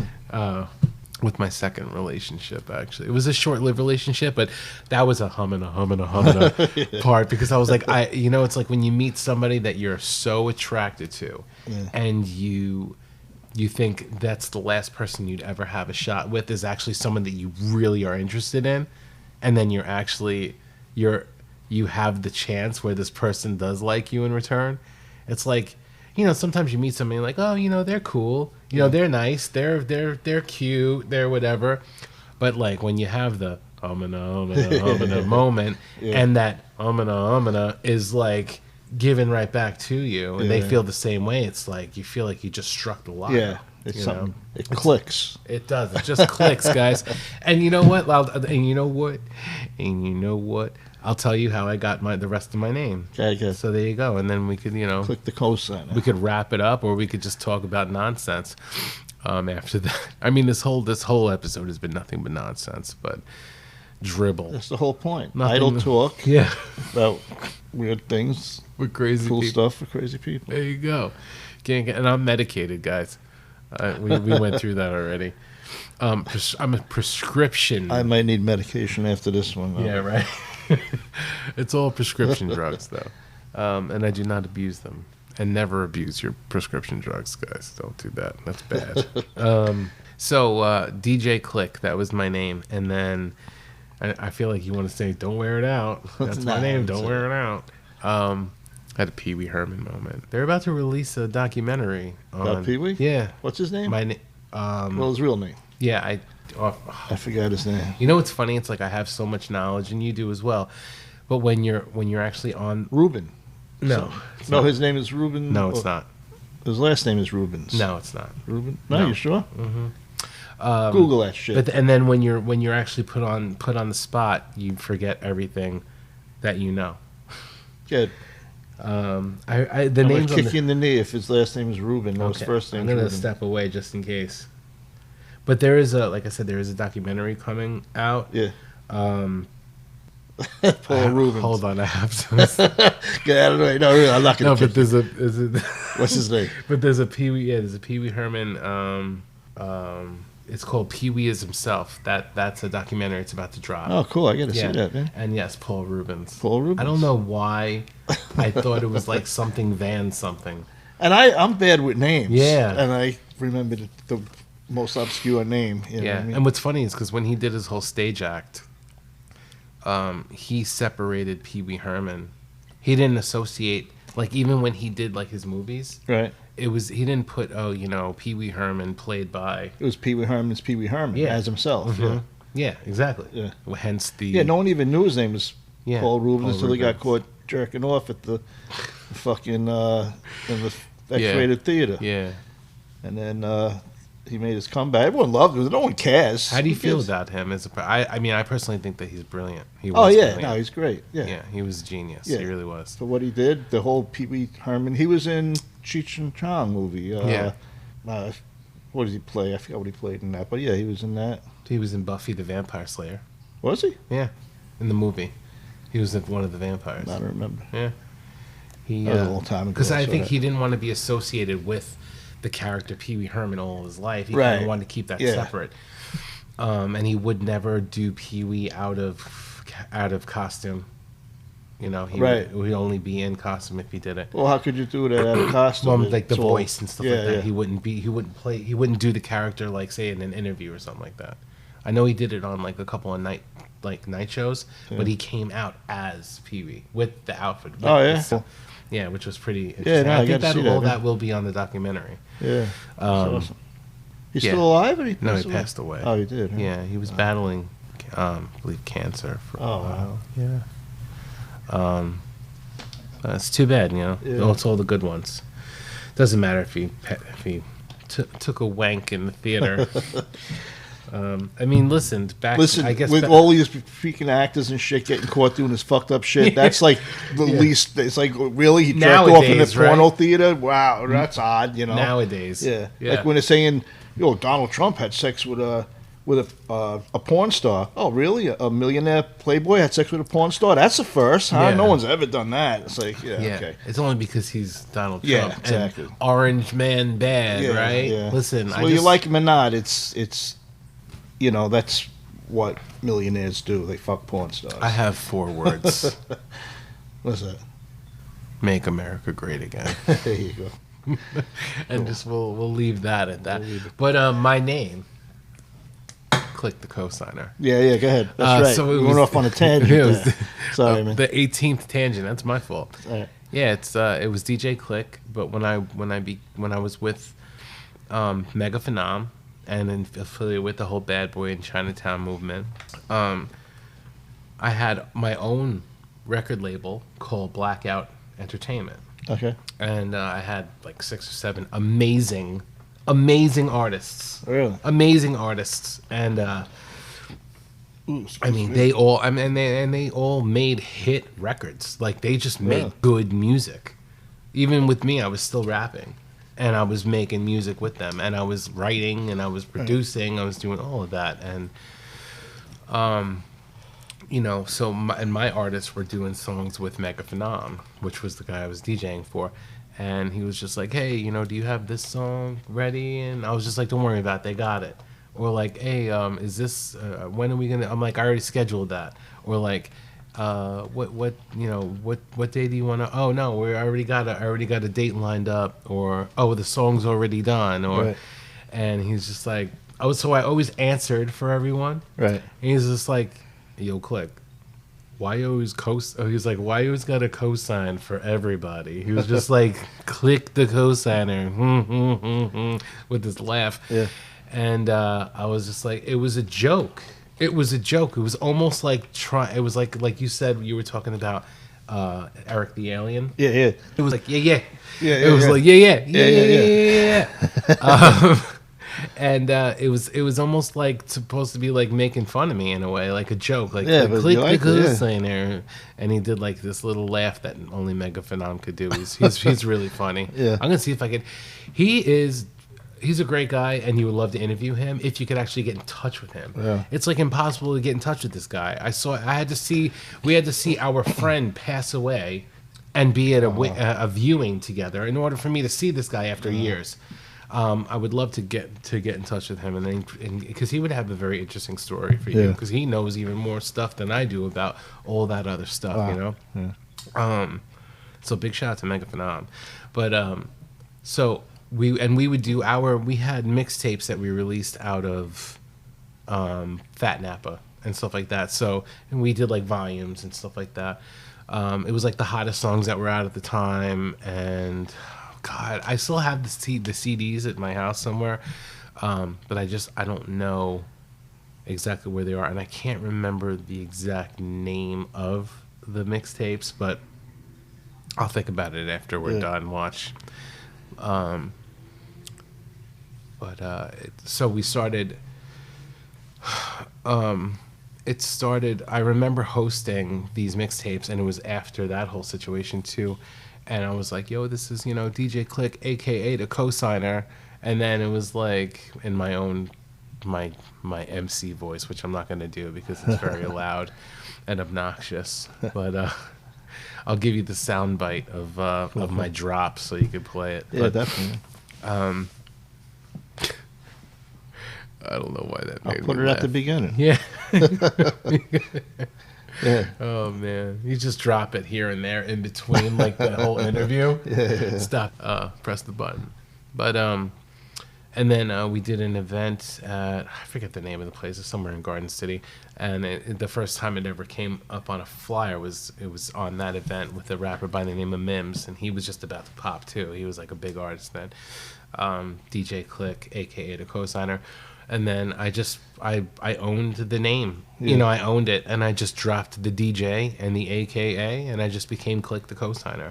Because, I had another guy I looked up to. I mentioned his name earlier. Was DJ Eddie T. And he said to me, he was like, why do you still use DJ? And I'm like, he was like, don't use DJ anymore. Wow. He's like, you just be Click the Cosigner. He said, you're already branded as a DJ, and you're not just a DJ. You DJ, you MC, you produce and Right. stuff like that. You're already established as a DJ. You don't need to be called DJ anymore. And it's kind of just calling you DJ is just putting you in one little box. Yeah. You do more. Yeah, and Click the Cosigner. If you just listen to that name, it's beautiful. It's an amazing name. No, it it's really cool, is. man. And Definitely it it flows. It Yeah. does. Everybody says it. It always just like rolls right off the tongue, So, yeah, that's and then from there on out, I have to thank him for that. He gave me that name. That's cool. So it really, the evolution of that name really came, to light. But that's it. I'm sure there's so much more to talk about. There is so much more to talk about with everything that I'm doing, and I'm sure that we can. Yeah, we'll do it again, man. We can lead off from this in sometime in the future, because I definitely know that everything's going well now. Not as well as I wanted to, but I know that things are just going to get better as time goes on. Does it ever go as well as you want it to? I feel like people have it can. Yeah. I think you just have to want it really, really bad. Yeah. But my story is far from done, and people always have that second act or that third act, and I feel like I have that because I've had my first act and then I've had a letdown, and that's what happens in this business. You have your first act, you have a letdown, you have a second act, you have a letdown. One moment you're at the top, the next moment you're at the bottom. Right. And then you make your way up, and I'm not at the bottom, but I'm definitely not at the top right now, and where I was at one point. It's a big roller coaster ride. So I'm looking forward to the future and what it's going to bring from there. Cool. So yeah. So guys, you could follow me on all social media. I do not have Facebook. I do have. You don't have a Facebook? I don't. have Facebook. I got thrown off of Facebook. I had a Facebook, and then they were like, because I wasn't using my real name after I had my Facebook for years. I had it from like 2009 to like 2014 or something like that. And all of a sudden they Click the Cosigner. Yeah, and then all of a sudden they flagged me with like, you're not this person, or there was so I think someone had reported me or something. Yeah. Maybe someone just trying to be a jerk off. Yeah. But yeah, they were like, oh, we need you to, show us your, send an ID and this and that and all whatever. Yeah. And they put my real name on the page. And I don't want the whole point of me having a stage name is so I don't have to be separating you from like Pee Wee Herman from please don't Paul associate me. Rubens. Yeah, that, or any. So it's not Click the Cosigner that jerks off in the porno theater. Right. It's it's the other guy. other guy. It's the other guy. We're the other guys. I'm fucking with you. But it's cool. Yeah. That's no problem. I don't mind. Because your taste. See, Eric fucks around with people, but he disrespects them tastefully. Well, if I don't like someone, I won't even say a word to them. No, that's If I'm fucking with you, that means I fucking like you. Yeah, if he likes you, he'll start screaming at you over, did you touch my fucking phone? Touch my fucking phone. Yeah, that means he loves me. Notice I just checked to see he if my phone turned was his there. phone off for me, which means that he really loves me. So, what are you doing? So, yeah, what's your other social media? Oh, so yeah, you could follow me. I gotta reel you back in, man. All social. See, you're getting. You'll know for future that this is what you got to do. All social media except for I do have a Facebook fan page, but I don't have like where you could like me as a Click the cosigner as a public figure. I guess. Cool. But yeah, I deactivated my regular one because, listen, if I disappeared today or tomorrow as Click the Cosigner and just went to who I really, whatever, regular birth given name, I'm gone. And that's it. Right. There's no more Click the Cosigner. That's it. And nobody will ever know what my name is, where I live. Right. I'm very personal. Yeah. I'm very personal. Down to like, I don't like anybody to know who I'm dating, what who I'm talking to, who where I live. Right. If you know where I live, if you've ever walked into my home, that means that you're so incredibly important to me, and I trust you, and I love you. You know what I'm saying? There are people that I would invite to my home, and there are people that I wouldn't. But the only people that walk through that threshold are people that I truly love. Yeah, definitely. And as soon as I have furniture, I will invite you and Samantha over. We can have a movie night. I'm a huge horror head, so I hope that you like horror movies. Oh, yeah. Huge. Not as much as I used to, but I like it. I mean, we could watch anything. You want like a rom-com? A who, what? A rom-com. What was that? A romantic comedy. Oh, no. As long as we don't gotta watch 10 Little Indians. I'm on the 5th season. No, actually, I'm starting the 6th season. I'm almost done. Look at you. Yeah. Look at you. Fucking good. It's a couple. But yeah, so come on. You fucking, let me reel you back. Come on. He just gave me the come on with the fingers. Hey, come on. What's your social media, Instagram? All social medias, Snapchat, Instagram, TikTok, just type in Click the Cosigner, and that's it. It's Click DA Cosigner. There's no underscores. There's no nothing. I am the only Click the Cosigner in the world. Cool, man. Yeah, so there's nobody quite like me. Nope, definitely not. I'm an original. I'm an OG.